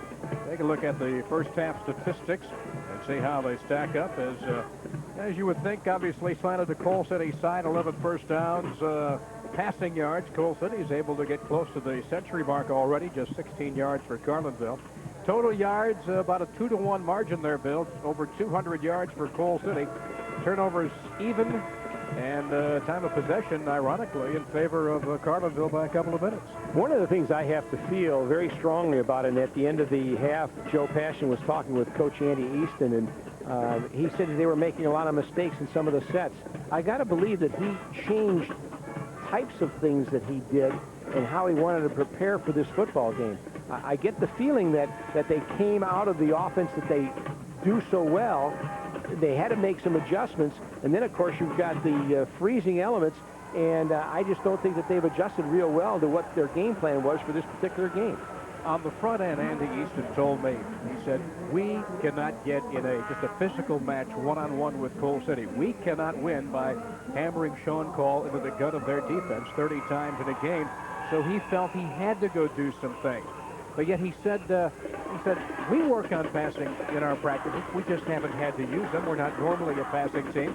But he just felt that he had to make some changes to give himself a little bit of an edge. What they haven't been able really to do was establish an outside game to open up the middle for Call. Well, and the other thing, Coal City has been utilizing 4 deep receivers, and they're challenging Carlinville's 3 deep zone. I think you have to look to to Mitch Wagner, number 40.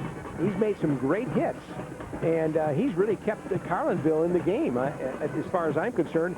And the adjustments, or lack of adjustments, that Carlinville has had to make in terms of what they want to do offensively has really hurt them, and yet they're not that far out of the football game. And you can see a snowy day in Normal Town as we're getting ready for second half action in our 2A title game with Coal City leading by 14. We thought the engine had caught on fire. There we were, with smoke pouring from the hood. My mom was so upset. Luckily, I had that highway helpline number that my country company's agent gave me. I can get help anytime, coast to coast. Comes with my car insurance. Country companies. It's nice to know when it matters most. The country's behind you. Those extras make a difference.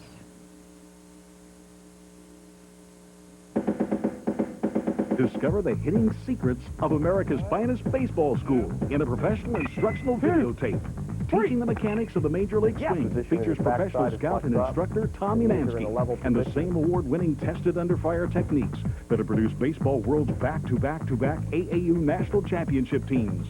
Coach Umansky's study and analysis of thousands of baseball's best professional swings has yielded a no less than revolutionary approach to consistent hitting. It's proven, and you'll love its easy-to-understand, step-by-step video training methods. Teaching the Mechanics of the Major League Swing benefits players of all ages and ability levels. A valuable addition to any coach's library, too, and it makes a great gift. Thousands have been sold at $39.95, but if you'll call now and use your credit card, you'll pay only $29.95. Call 1-800-341-6699 for your copy of Teaching the Mechanics of the Major League Swing. That's 1-800-341-6699. This is the tape that gets results. The Sports Channel Report. Get with the program. Well, as the Coal City marching band moves off the field and the players come back onto the field here at Hancock Stadium, halftime of our Class 2A football championship game, and a 20-6 lead for the Kohlers over the Cavaliers. Joe Passion back with you. We'll be joining Tom and Bill momentarily for the second half kickoff. The roar of the crowd is for the Kohlers coming back on the field and looking for their first undefeated season. Now remember, this is a Coal City team that was back here back in 1984 on this field, and they won the second place trophy at the time. And here's Coach Miller, very well timing. Ken, tell us a little bit about the halftime and what type of adjustments you want to try and make, considering how the condition of the field is actually improving. Well, right now our offensive line's doing a nice job of pass blocking and run blocking. We just can't self-destruct with some of the penalties when we get in the red zone. That was the one concern we had. And the penalty on the field goal hurt us a little bit, but our kids are bounced back. We've done a nice job of running the ball, and I think that set up our play-action pass game. So we've got to keep doing that. We've got to keep trying to be aggressive and trying to move the ball, move the chains, and not really trying to worry about the big home run, but just move the chains down the field. Football has always been a game, at least successful football is a game of deception. It seems as though you and your coaches have done a very good job of putting some acting lessons into some of your players on the screen passes, especially in that middle screen, that reverse punt that Van Dyne took 40 yards. Everyone has a little bit of actor in them when they pull those off well. Well, they've done a nice job all year, and the kids have certainly been focused and try to do some of the things that we try to teach them. And those are some of the things that we've learned from watching other people, and we just kind of take from them. We're great at thieves, coaches are, and so and the kids have really done a nice job with that. You know, I'm also seeing the field improving a lot too, Ken. How's it going to help you guys, and maybe adding some things that you might have held back on in the first half because of the icy conditions? Well, the thing we're going to try and do a little bit maybe is run a little bit more misdirection. If we can do a little bit more misdirection, then we can keep them honest. Maybe it'll help our inside game with Matt too. Okay, everybody healthy coming out of that first half? So far, so good. All right, Coach, go get them. Okay, thanks. Have a great second half. Ken Miller is all set, and I brought up a very good point, guys, that I'm sure we'll see in the second half as it develops.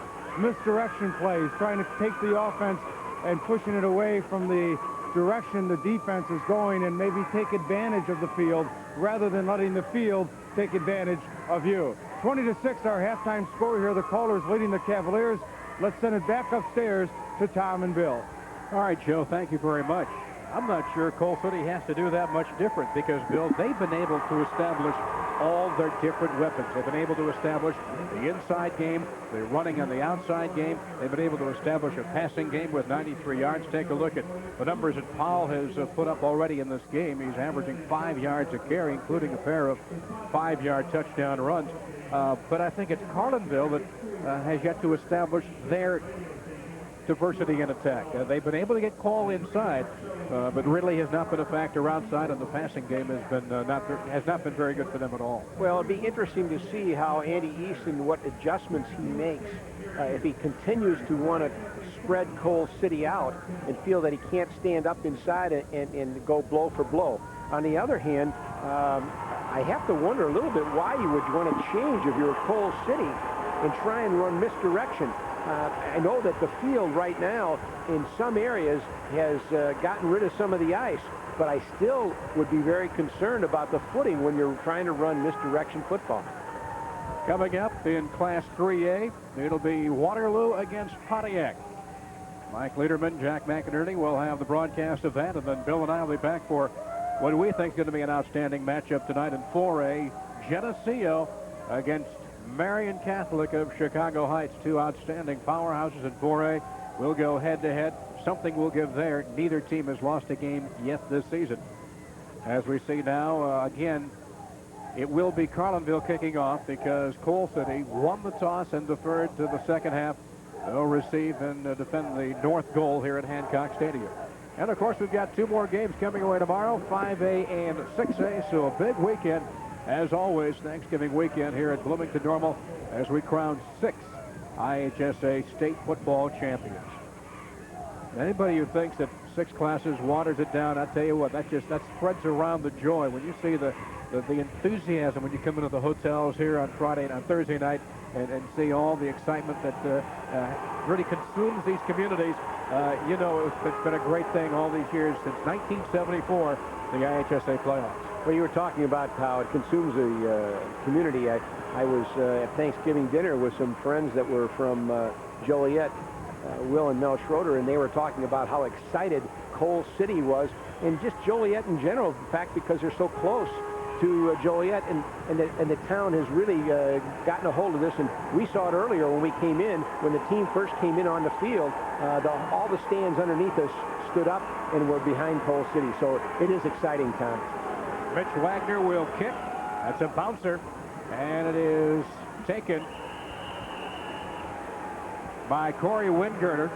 And he was able to advance the ball to about the 43-yard line. And that's where the Kohlers will set up shop to begin the third quarter. 1st and 10 as they lead by the score of 20-6. Again, they're a very diversified offense led by quarterback Brad Skupik.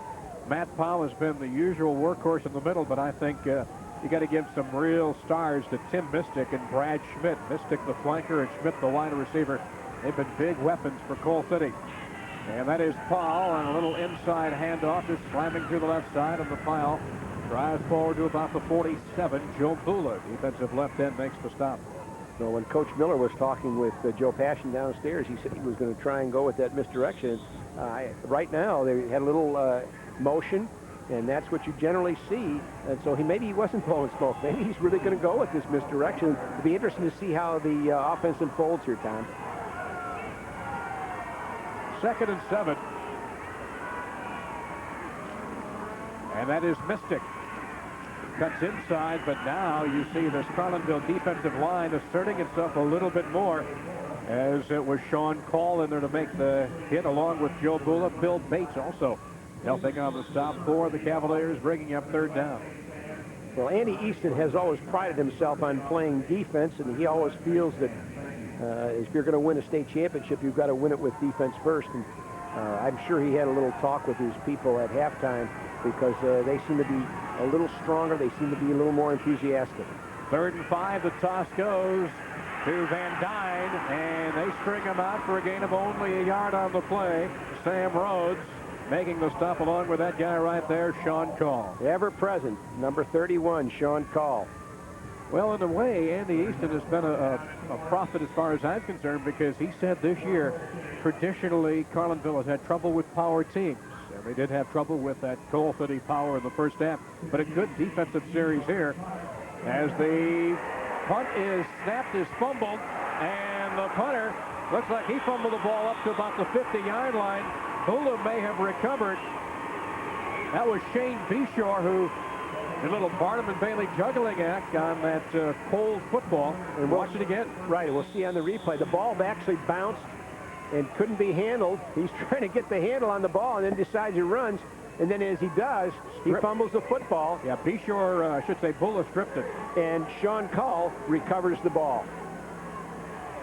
At the 49, great field position for Carlinville. That's Ridley, but he can't get outside, as it's Matt Powell who knocks him off his feet for a gain of, well, maybe a loss on the play of a yard. This is a game where you could memorize a few numbers and you'd have all the good players. Here's Ridley, where he turns up inside, and there's the ever-present again. We've got Matt Powell, number 44, coming in to make the play. Call it no gain, 2nd and 10.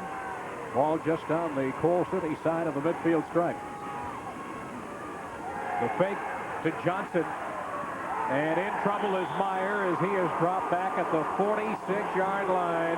Powell again showing why he is an all-state two-way performer, linebacker and fullback. And the reason that play didn't work as well, the tight end fell down. So obviously, Josh Meyer really wanted to throw the ball. He's not just rolling out to be able to run the football. It looked like he wanted to throw it, but the tight end fell down. Big 3rd and 15 play. Carlinville would like to take advantage of the field position they got on that fumble punt snap. Meyer airing it out off the fingertips of Mitch Wagner. Double covered on the play. Brad Schmidt. You see him right there, number 14, who has made some big plays offensively, makes a big play defensively there. Well, you and I talked about the fact that maybe Brad Schmidt would be an effect, but we thought more offense than defense. Here's the throw by Josh Myers, and you'll see a flash come back in, and that was Brad Schmidt, number 14, coming in from his safety spot to take care of the pass. Mitch Wagner to punt, just got it away, but he was run into, and there'll be a penalty marker down. Punt rolls out of bounds at the 25-yard line, but he was absolutely flattened by Aaron Berger. He's rough. And that's another kicking break for Carlinville. We'll get the opportunity to take a look at the miscue and the penalty. There he goes to punt the ball, and the ball is already gone. So once it's gone, you're roughing the kicker. It's a 1st down, so the drive stays alive thanks to another mistake on special teams for Coal City. It was a similar kind of mistake on a field goal try that missed and enabled Carlinville to get the 6 points they now have in the ballgame. So it's 1st down, and the ball is at the 39-yard line of Coal City.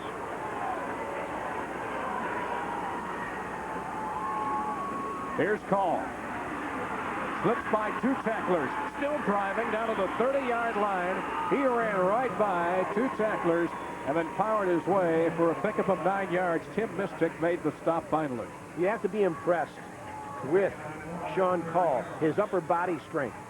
When you see him run, he uses that forearm, and he really can handle people. And he took on 2 people and made at least another additional 5 yards, Tom, before he came down. Wagner, you see in the corner of your screen, the lone wideout. Call this time slowed up as he hits the line and was able to drive only to the 29-yard line. Powell, the first one to get to him, along with right tackle Jacob Cruel, their second leading tackler. Also a 2-year starter defensively for Coal City. You take a look at Sean Call. Carlinville tried a short trap and a quick trap. Nobody went down in a 3-point stance. They ran it from standing up and thought they could try and catch Coal City where they weren't ready with the count. Well, he got the yardage for the first down, so it's 1st and 10 at the Coal City 29-yard line. 7:20 left to go in the third quarter. 20-6 in favor of Coal City. Call hit at the line immediately by Scott Miller. Fumble! And I think Coal City's got it. They do. Yes, they do. The hit by Scott Miller forced the ball free, and it is recovered by Jerry Cooper at the 30-yard line. The ball's handed off to Sean Call. It looked like it was a fake, but Sean Call was held when he was tackled, and he couldn't get back to get the ball, and then Coal City recovered the football. Oh, a drive that might have been for Carlinville.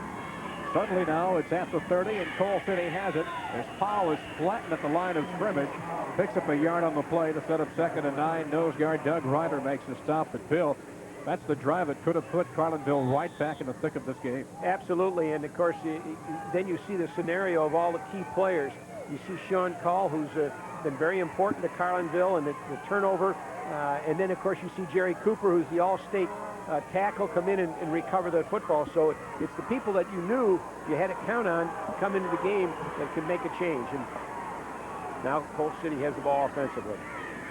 Powell again trying to get outside. Cannot get away from Doug Ryder, who is extremely quick and hard to block. Did a good job moving down the line from his middle guard position to string out the play. Doug Ryder, the nose guard, will get an opportunity to see number 41, Doug Ryder, come in and make the play. He slanted to the side that Matt Powell was running the football and came in and made the tackle. The last series and now this series is the best that Carlinville's defense has played so far this game. So they're starting to assert themselves. The offense has got to be able to catch lightning. 3rd and 9. That is Schmidt going in motion. He's been their big play man. Rolling out is Skubik looking for Schmidt, and he can't hang on at the 48-yard line, closely covered by Mitch Wagner. Well, Skubik threw the ball right on the money. It wasn't a matter of that. It was just that there were two defenders on Brad Schmidt, and he just didn't make the catch. So now, back to punt is Shane Beshore, who averaged 30 yards a punt on 31 punts this year. His longest this year was 58. But he juggled and dropped that last one, which gave Carlinville great field position. Now he gets this one away. It's not very long. It bounces at the 46. Did somebody touch it? Yes, they did, but I think Carlinville recovered. Boy, looked like Carlinville touched it early. Brent Davey, I think, touched it, and I believe it was recovering it was John Reels. Reels recovered it. Fortunately for the Cavaliers, who start this drive fitting a pretty good field position at the 44-yard line. Well, again, Coal City not having good field position. It looks like the Cavaliers are revived. Carlinville has to do something, though, with the position that they've been handed now. Second straight time they've gotten the ball in great shape. Quick toss out to Ridley, trying to get him outside. Oh, he is hit hard by Schmidt, who stopped him at the 47 for a gain of only 3. He flew out of nowhere. That guy has been the player of the game for Coal City. Yep. Well, you'll get a good chance to see. There's the quick pitch to Ridley on the outside, and now you'll see Brad Schmidt. He just How he got into in between all those blockers, I don't know, but he came in and made the play and made a good one. 72, Spencer Call did a good job. That big 240-pound tackle leading the corner for Ridley, but what a job by Schmidt to knife in there and make the play. And it's 2nd and 7. Ridley, and he's dropped back at the 40-yard line by Jerry Cooper, who was not fooled by all the dipsy-do in the backfield. Well, it's amazing to me that Carlinville has chosen not to go straight ahead. That's where their strength is, and now they're doing all of this, and Coal City has great pursuit. Here's a good example. They're just pursuing the football. They're not fooled at all. And the thing about Coal City is they have good team speed, and of course I know it's negated a little bit by the field conditions, but they do that very well, and they pursue the ball extremely well. Indeed, a lot of east-west in this offense for Carlinville. Meyer tried to dump off a screen, and if it was intended for Paul, he never turned around to look for the football. He had a couple of blockers downfield, and Yowell, the center, along with Joe Bula. That was a blown assignment. Yeah, you see a picture of Coach Easton right there, and he looks like he's really upset with the fact that and frustrated because they just aren't performing the way their capabilities and the way he's talking. Again, they're a young football team. Mitch Wagner back in punt position. Has plenty of time, an end-over-end kick. Schmidt will field it at the 30. Still alive and steps out of bounds near the 40-yard line, and that's where Coal City will get it back as we will take a break after that 30-yard punt. 4:07 to go in the third quarter. No scoring yet in the second half as Coal City leads in our 2A state title game. It's tough being a fan when your team isn't the home team, especially when I try to find coverage of my favorite team in the local paper. I'm lucky if I can find last week's score. But if you're like me, you'll be happy to know there's one publication that'll make you feel right at home. The Sporting News. You'll love the Sporting News, no matter what team you love, even if it is the home team. Call this number now and get 4 issues of the Sporting News free. You'll get opinions and analysis, team-by-team reports, and coverage of all the college conferences, plus baseball, basketball, and hockey all year long. Call now and you'll get 4 free issues of the Sporting News. If you like them, you'll get 24 more issues at this great TV price. If not, just mark the bill, cancel, and owe nothing. The 4 issues are yours to keep. So call now for the Sporting News, the publication that treats every team like the home team. Call now and you'll get 4 great issues of the Sporting News free. Call 1-800-824-5885.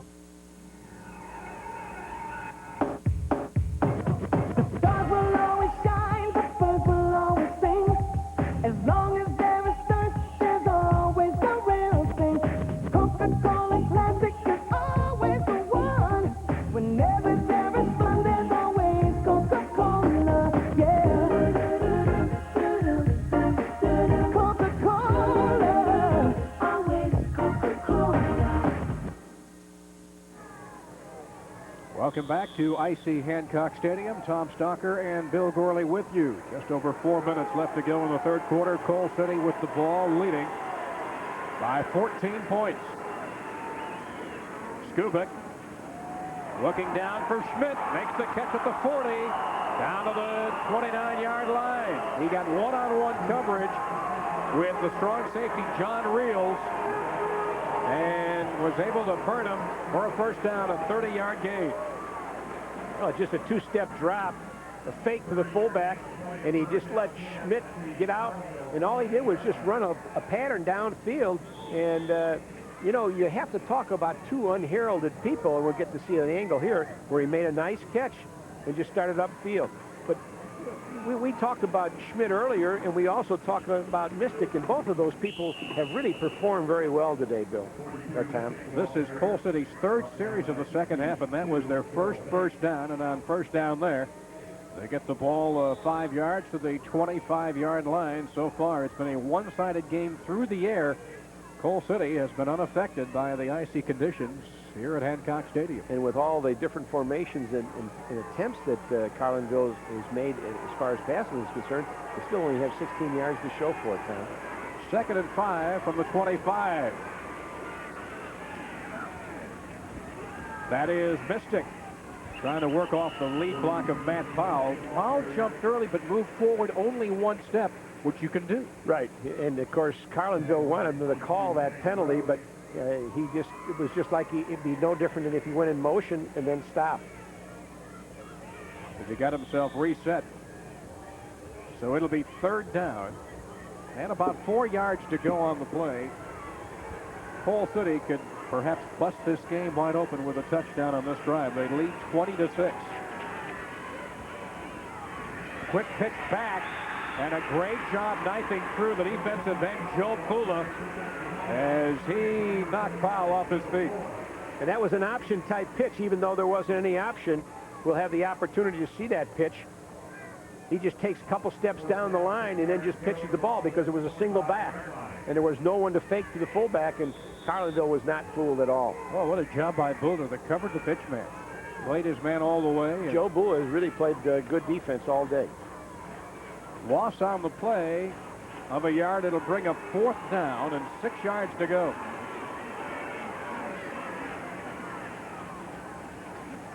Out of an eye, play action fake by Stubik. Steps up in the pocket. The receiver fell down, and it's intercepted by Wagner. In the end zone. Well, no, he's at the 3-yard line. Look, you know, you can't tell, Tom. It looked to me like he was in the end zone. And then I looked at it again from the camera angle here, and we'll see it on the replay.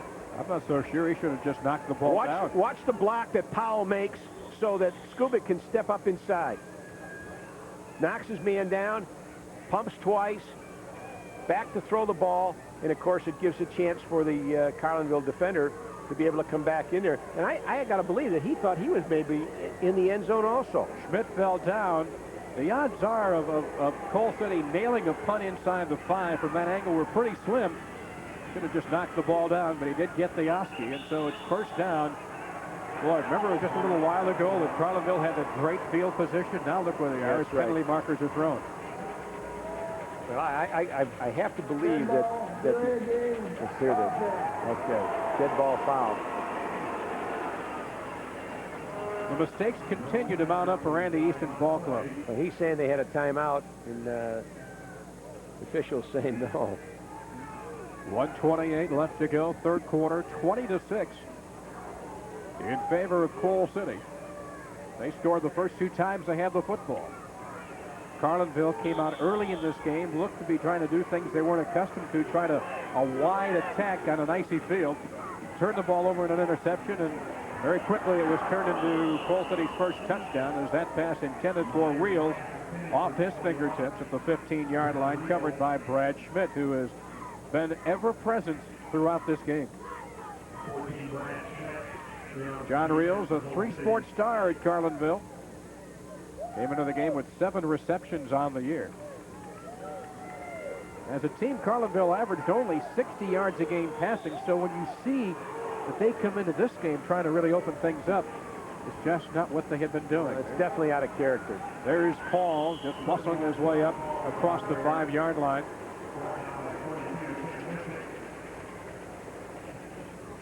Of course, that tough defense of Coal City. Well, this is where they're really going to be tough when they're inside that 10-yard line. They're really going to put pressure on. And again, Carlinville has been taking big splits, trying to split that defense up a little bit and try to get inside, and then maybe have the possibility where they can get outside, but they haven't been successful being able to do that. There's the big splits there. You get a good example of what they're trying to do. Josh Meyer back in the end zone. In trouble. He's brought down at the 1-yard line. Powell got to him for the quarterback sack, along with Scott Miller. Hey, there's a guy that's back in the game against Carlinville, suffered a torn medial collateral knee injury. There's the fake inside to Sean Call. Now he's in the end zone, sees that he's in trouble, and comes out, and he's tackled right at the 1 by Matt Powell and Scott Miller. So Mitch Wagner at the end line, a high short punt with the wind at his back, and it takes a Coal City bounce, and it's down at about the 18-yard line. And oh, what great field position for Coal City, a punt of only 17 yards. And is that a trade-off for field position or what? Carlinville going at the beginning of this quarter was definitely in good field position, and now it's the reverse. 1 quarter left in the battle for the 2A state championship. Coal City leads 20-6. If you're a fan of Notre Dame and have respect for the Heisman Trophy, here's an offer you must take a look at. Notre Dame has had more winners of the Heisman Trophy than any other school, 7. And each one of them has actually signed these 5,000 footballs, limited edition and officially licensed by the University of Notre Dame and the Downtown Athletic Club of New York. This ball also comes with a certificate of authenticity. It should appreciate in value. So order your ball now. Call 1-800-966-0866. Hi, I'm Hub Arkush of Pro Football Weekly. You know, if you've enjoyed PFW on TV and radio, it's time you had a copy of Pro Football Weekly delivered to your home every week of the NFL season. We're so sure you're going to love it. We've got a special trial offer for you. If you call within the next 48 hours, you can get 10 issues for just $10, and we'll throw in 2 more for free. Remember, 10 issues for just $10 and 2 more for free. You save over $30 on this $42 value by calling 1-800-FOOTBALL right now. Credit card orders only, please. The BBC, Turner Broadcasting, and Time Life Video dare you to take a walk on the wild side with Trials of Life. The gripping, award-winning nature video series that exposes the struggle to survive through uncensored, shocking photography.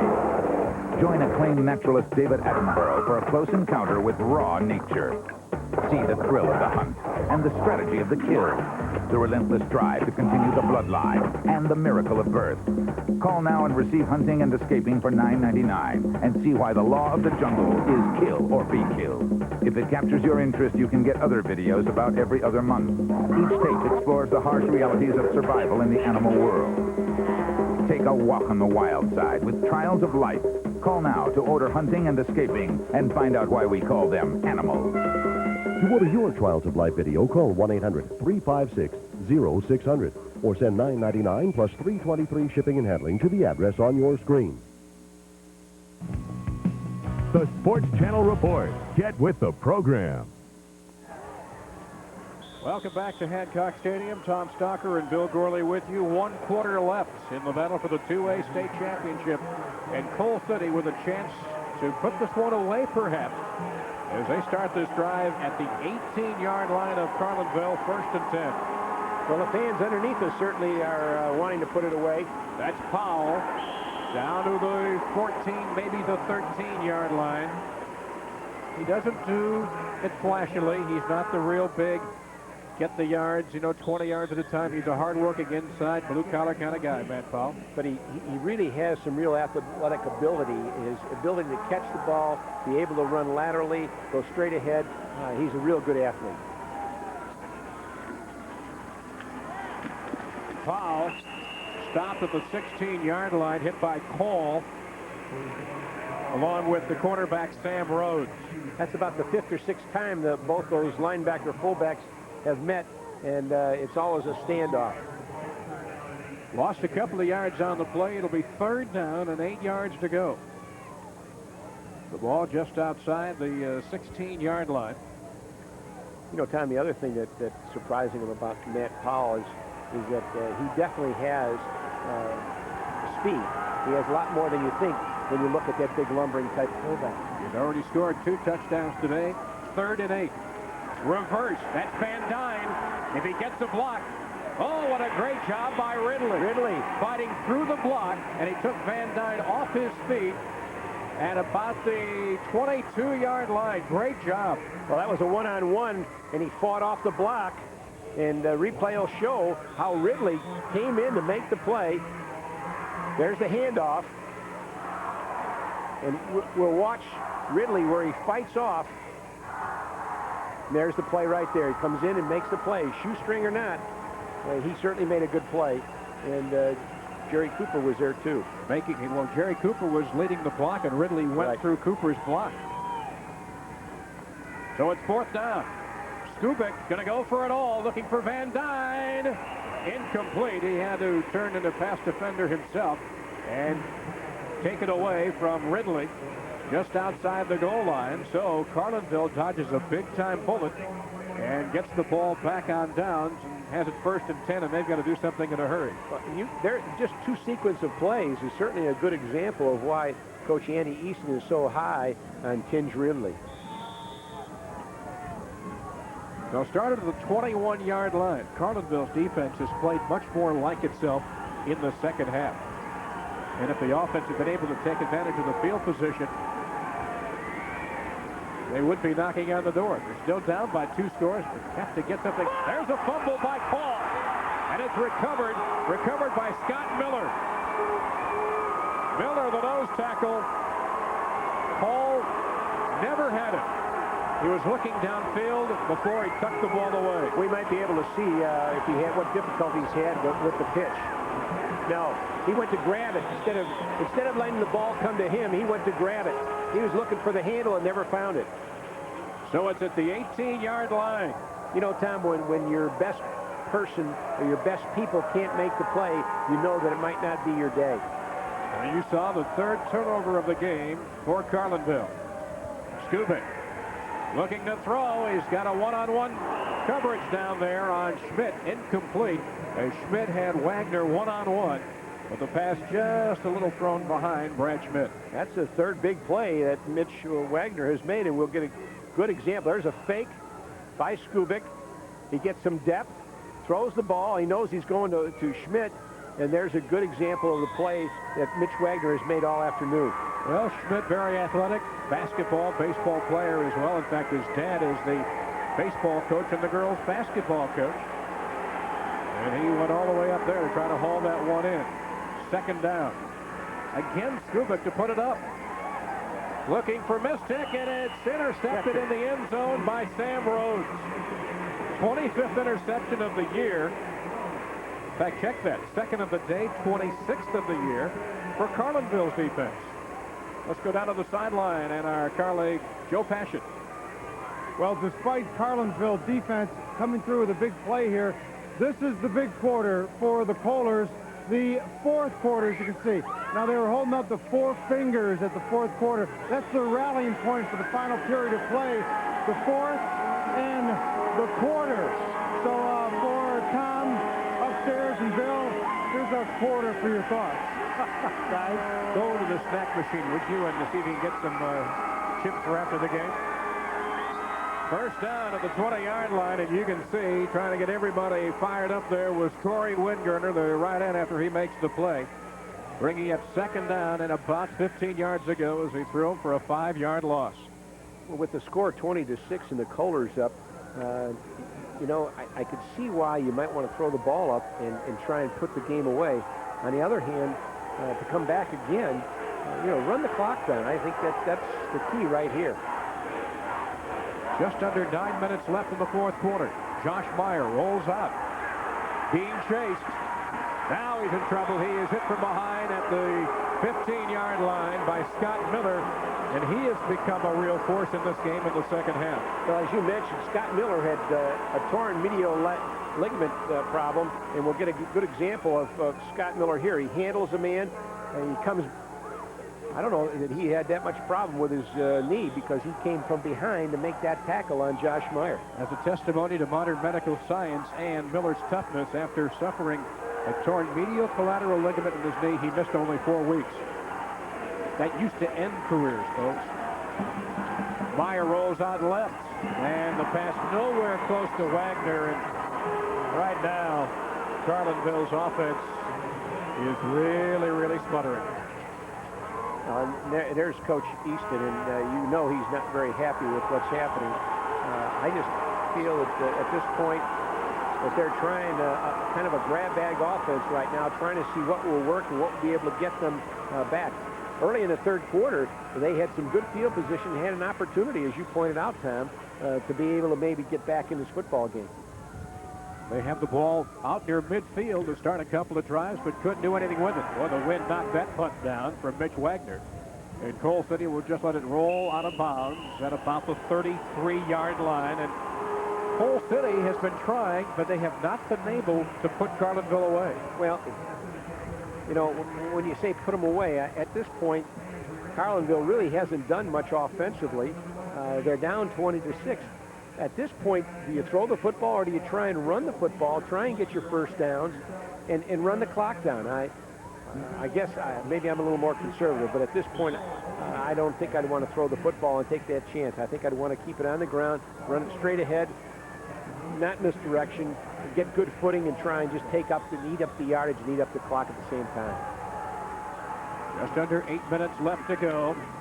That is Mystic, Tim Mystic, the 5'11 senior. Hammers off left tackle Sean Call in there to make the initial stop for the Carlinville defense. Rob Yowell, the right end, also coming up to assist down the play. You know, Tom, if you had to pick most valuable players today, I think I would look to, if it was Coal City anyway, Mystic and Schmidt. I think they've both played an outstanding football game and contributed in a lot of different areas. Well, you knew Powell was going to be his usual effective self. There's the question as whether the other offensive weapons would be effective for Coal City. There is Mystic getting corralled at the 30, a loss of a yard on the play. Joe Pula, the 2-year All-Conference left end, makes the stop for the Cavaliers. Well, I don't think they've not just been only effective as far as offense has been concerned, but both of them have been very active defensively as well. And I think probably they maybe contributed more defensively than they did offensively, and that's what impressed me about both of those young men, Mystic and Paul Schmidt. From Coal City, I've seen a very impressive, well-rounded game on both sides of the football. Right. Third down. Here's Van Dyne. Strung out as he gets to the 27-yard line, a gain of only 2, bringing up a 4th down. And with 6:24 left to go, I'm sure Carlinville, I should say Coal City, probably feels they, being up by 2 touchdowns, can go for it on 4th down here. 4th and a long 4 yards to go. They know if they score here, they could bust this game right open at the seams.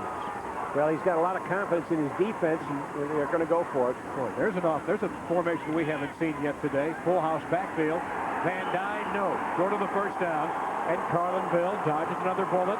But boy, time really working against the Cavaliers. Now 5:50 left, and they need 2 touchdowns. The Coal City people went to the wide side of the field, and we'll maybe get an example. It's an unbalanced line. They put all their strong people to one side to be able to run it, and Carlinville did not come up and adjust to that formation. It looked like it was a tight inside, but then they went with a wide receiver out there plus a wing, and it was an unbalanced line. From the 21, it's 1st and 10. There's Powell. Knocked off his feet. He coughed up the football, but he fumbled it out of bounds. And that is perhaps inside the 5. And that is the first down since that 30-yard pass back at the end of the 3rd quarter. Here's the versatility of what we're looking at, Matt Powell, where I said before that he had the speed. He turned it up. He ran laterally, turned it up, and then there was an excellent hit. He fumbled it in bounds. And it was an excellent hit and by John Reels, and he coughed up the football, but the ball went out of bounds. And it's a touchback, so it'll be 1st down for Carlinville. Right. And it was an excellent run by Matt Powell. John Reels saves the day. Gives Carlinville another shot at it. There's a quick out to Wagner, a flip to Ridley. Little flea flicker at the 26-yard line. We have not had a first down since that 30-yard pass at the end of the 3rd quarter. Neither team has been able to get anything going in this 4th quarter. We've got to talk about this flea flicker because it's really a hook and ladder time. You know, here's the pass, and he's waiting, and now we're back to play here, so we didn't get a chance to see it. I saw the hook. We missed the ladder. Pass knocked out, incomplete, inside the 30-yard line. We'll get to see the flea flicker, or better yet, the hook and ladder right here. There's the throw by Josh Myers. He's looking to see if the defensive player comes, and there's the ladder. That's the part we missed. But it's an excellent football play, and it can work. If you got a dry field, it's excellent. It worked there, but didn't get as many yards as you expect. 3rd down at the 4-yard line. Josh Meyer rolls out to buy some time, has time, and throws it away. It'll bring up 4th down. And let's head down to the sidelines where Joe Passion has been patrolling throughout the game.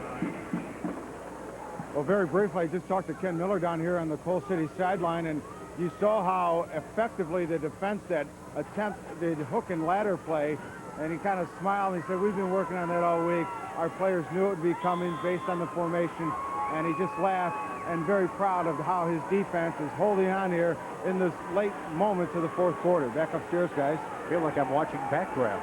See, the thing is, Tom, is the older guys call it the hook and ladder. The younger guys call it something else.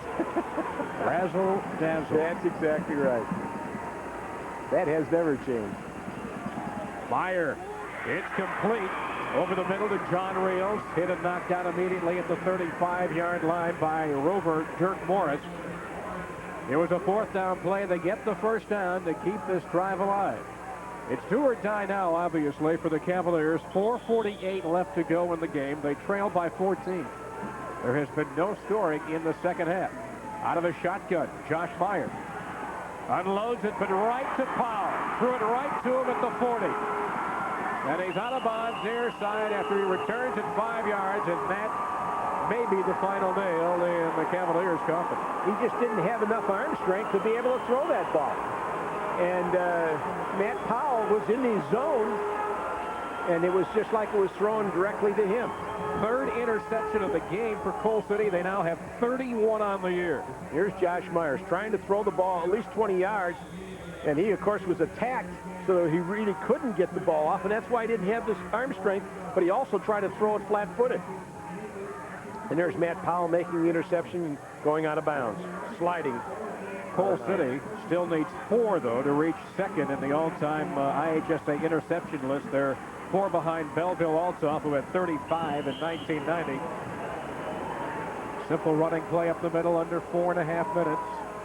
Another good example of strength that Matt Powell has.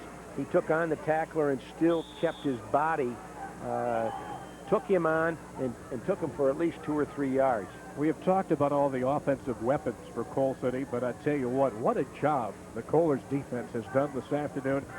Carlinville's offense has not had a chance to get organized at all. No, and I think when you see the statistics when it's all said and done, I think it'll show. Here is Mystic, hit by Call at the 30, and he drives inside of the 29-yard line. Tim Mystic, one of the big heroes today, along with Craig Van Dyne, Brad Schmidt, Matt Powell, of course, offensively. Scott Miller defensively, Brad Schmidt defensively. Jerry Cooper defensively. Yep. Tell you what, tough afternoon for that individual, Sean Call. What a year he has had on both sides of the football, and a tough way to end his career this afternoon. But he did lead his team to the title game. Not many teams can say that. Van Dyne strung out on the play by Sam Rhodes. Drops him for a loss back at the 35 for a loss of 6. This is what makes high school football so much fun. The clock is ticking down. You're losing 20-6, and you see people still playing defense just as tough now at the end of the football game as they did at the beginning of the football game. Under 3 minutes, as you see on your screen. Craig Van Dyne, versatile two-way performer for the Kohlers. They send Schmidt, the lone wideout, to the upper right corner of your screen. And offense. Somebody in the neutral zone, because there was still time left on the play clock. That's James Krug, their 76, big right tackle. Okay, good job done by not only the 2 big tackles, Krug and Krull, but that early burst there by that center, Shane Beshore, showed that he was going to be a factor in today's game, even though he's rather undersized for center, but played well above his 155 pounds. Now will we see a punt? It is 4th down. And this is Shane Beshore. He can't come up with that snap. He's in trouble. Throws it incomplete in the direction. Threw it in the direction of Ricky Ferrara, but that will go over to Carlinville on downs. But that was quick thinking because he would have lost 20 yards if he hadn't done that, man. So, we've got a break in the action. Folks huddled up against the chilly temperatures in Bloomington Normal. 20-6 with time running out here in the 2A title game. Mickey Mantle, one of the greatest ball players in history, voted MVP 3 times, a Golden Glove winner, 16-time All-Star player, one of the best switch hitters of all time, and a member of the Hall of Fame. Now, the Hamilton Collection and Sports Impressions, the leading creator of sports memorabilia in America, present Mickey Mantle as the first issue in a new collector's series entitled The Best of Baseball, honoring superstars like Babe Ruth, Lou Gehrig, and other greats. The Mick's triumphant New York Yankee career is captured on a 6.5-inch fine porcelain plate by renowned artist Roger Tannenbaum and officially authorized by Major League Baseball. Each will be limited to a total of 28 firing days and hand-numbered with a matching certificate of authenticity. Adding to its value is the commemorative border and Mantle's official signature, both stamped in 23-karat gold. Our 30-day money-back guarantee assures your complete satisfaction. Quantity is limited, demand will be strong. Hit your home run by ordering Mickey Mantle today. Hi, I'm Hub Arkush of Pro Football Weekly. You know, if you've enjoyed PFW on TV and radio, it's time you had a copy of Pro Football Weekly delivered to your home every week of the NFL season. We're so sure you're going to love it. We've got a special trial offer for you. If you call within the next 48 hours, you can get 10 issues for just $10, and we'll throw in 2 more for free. Remember, 10 issues for just $10 and 2 more for free. You save over $30 on this $42 value by calling 1-800-FOOTBALL right now. Credit card orders only, please. Still to come your way, Mike Lederman, Jack McInerney will bring you Waterloo and Pontiac for the 3A title. And then tonight on Sports Channel Plus Live at 7, it'll be the 4A title battle, Geneseo and Chicago Heights Marion. On a first down play, the swing out to Mike Johnson, and he is into Coal City territory. He is at the 42-yard line, and they're still not out of the woods yet, but boy, they've got to get a score on the board in a hurry. And then hope for a miracle after that. Onside kick. I'd like your chances for an onside kick recovery in these kind of conditions. Yes, excellent. Would certainly be good. But first things first, Meyer rolling out. Now runs as the pocket collapses. Good job has been done by Coal City secondary because Meyer has not had anybody to throw to. And by the time that he decides he's going to run the football, the offensive line just can't sustain the blocks anymore against the bigger defensive line of Coal City. And that's a good example of he's had to hurry his throws. He hasn't had the time to be able to pick out the receivers that he wants. And of course you've got Cooper, Krug, Krull, Weingarts, Miller, all those people up front that have really been in the face of Josh Meyer all afternoon.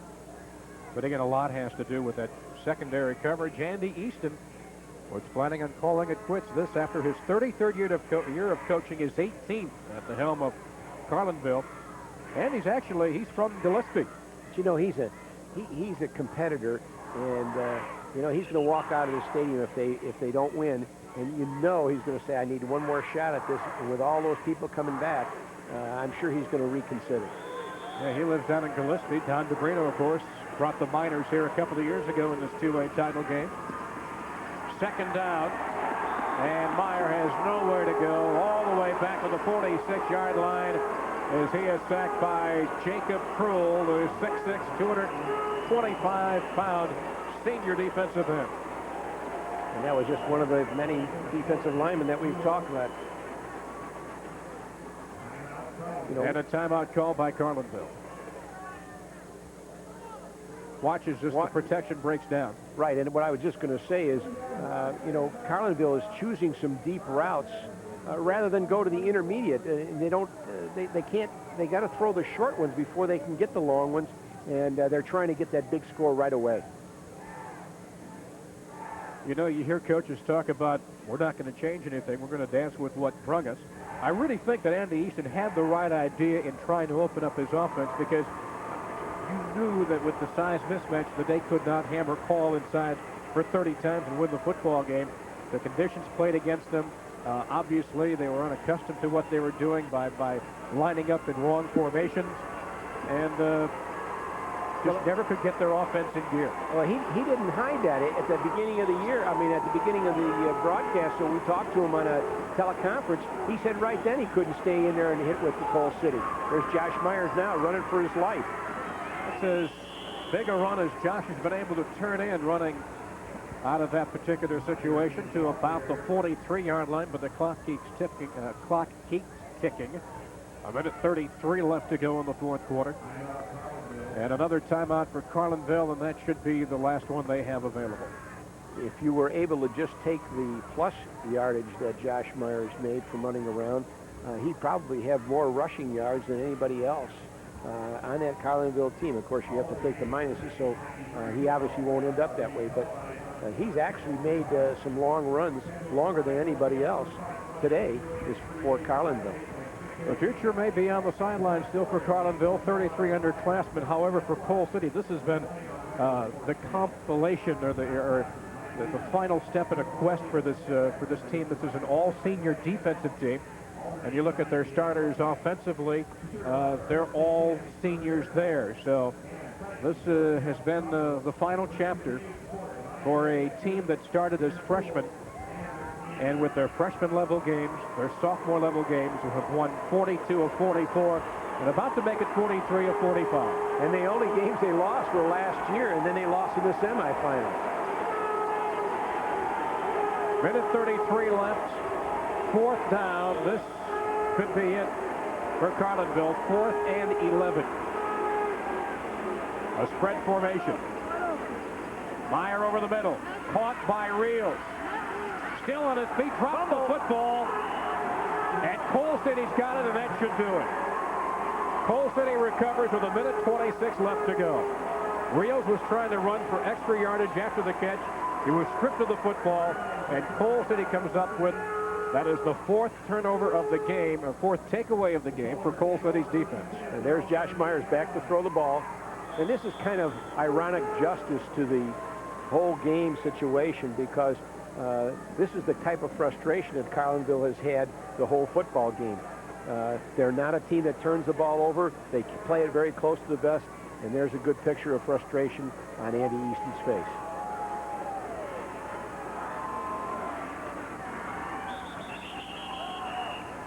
Quarterback Brad Skupik just goes down to one knee. 59 seconds left. Coal City about to complete an undefeated season in only its 16th year of varsity football competition. And again, go back to the start of the broadcast.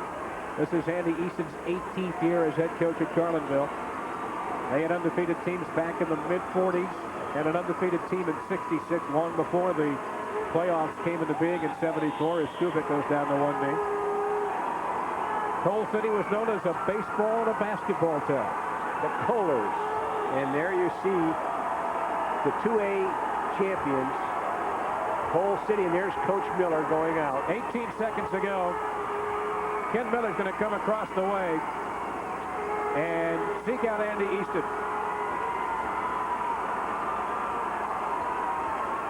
Well, that's what it's all about, Tom, right there.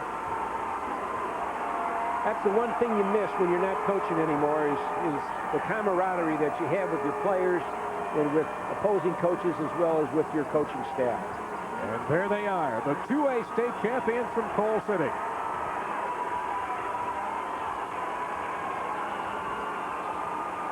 Back with the awards assembly here at Hancock Stadium for the 2A title game after we take this timeout. Coal City wins it 20-6.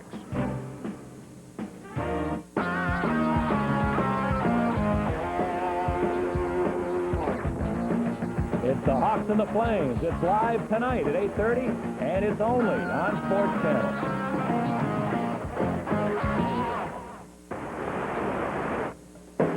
You gotta be watching the Sports Channel Report. The news is all good from Maple Leaf Gardens. And the Bulls walk away with their heads held high tonight.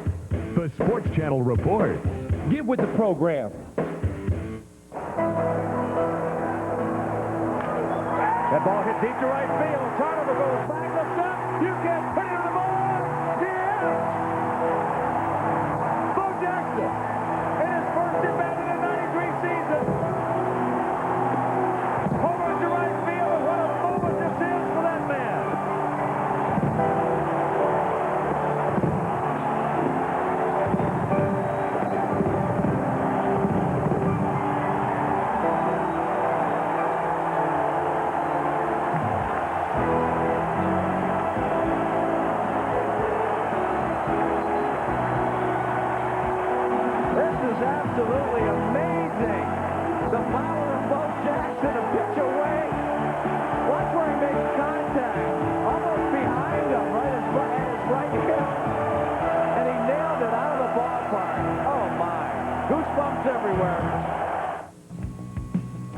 Sports Channel report. Get with the program. Well, back here down on the field at Hancock Stadium, the Class 2A champions have been crowned, or actually will be officially crowned here. A 20-6 winner for the Kohlers of Coal City. And they go 14-0 for the first time in school history and will pick up their first place trophy. But for a great team on a great year, let's watch the Cavaliers of Carlinville and Coach Andy Easton and his captains receive their second place trophy.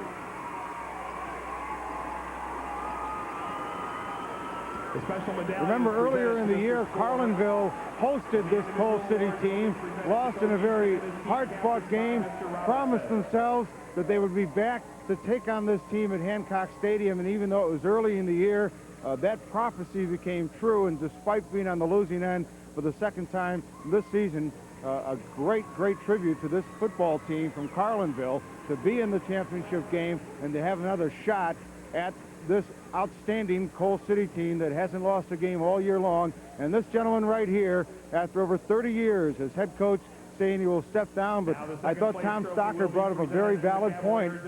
He's got a lot of these kids coming back next year, and you have to wonder, he may not be thinking about it right now, but he might when he thaws out about coming back one more time and bringing these kids back here next season. Upstairs now, let's join Bill Gorley and Tom Stocker.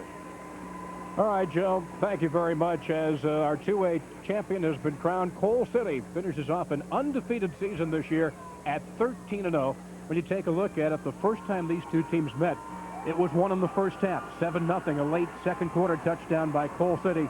Same thing happened today. Coal City scored the first two times they had the football, and that's all they would need. Well, in the rematch, in the first ball game, there was only one drive, and that was when Coal City won it. And, of course, Carlinville knew at this point that they could not stand in there and face up to them man-to-man, and came into this game trying to be diversified. All right, let's go down to the field and join our trophy presentation ceremony.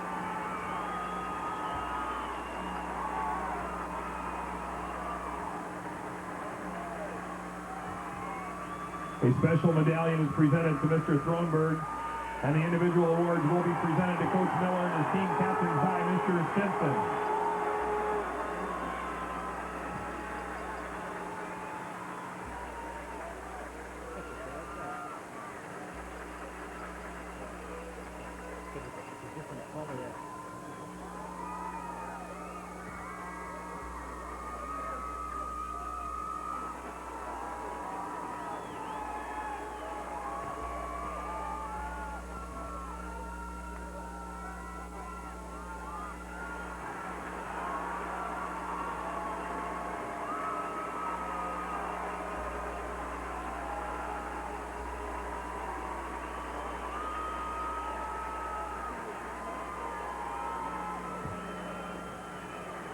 Championship Class 2A team trophy will be presented to the Kohlers of Coal City, who finished the season with a final record of 14 wins and no losses. Presenting the championship trophy will be Mr. Simpson. Mr. Simpson, if you please.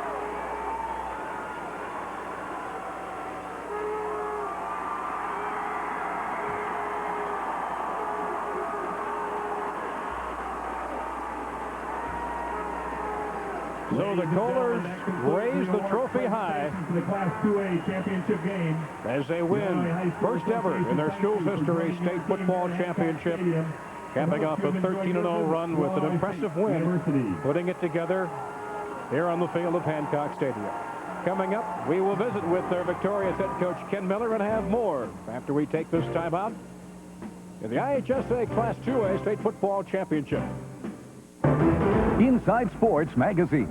If you're into sports, you already know the score. But for the real story, you've got to get inside. Only Inside Sports gives you the color, the commentary, the controversy, the consensus. Doug Collins and Bill Walton analyze the Shack Attack. Thomas Boswell proves why Barry Bonds is the best player alive. Bob Trumpy sizes up the road to the Super Bowl. You'll get 10 issues of Inside Sports, including our preseason preview editions. You'll also get our spectacular swimsuit issue.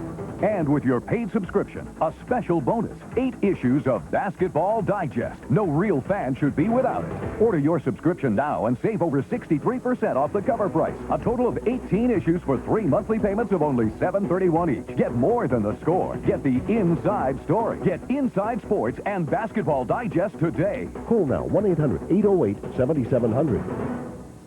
The power, the punishment, the pain. The ultimate sports spectacular. Now you can relive the excitement on home video with Top Rank's greatest knockouts. Volumes 1 and 2. Together on one full-length cassette.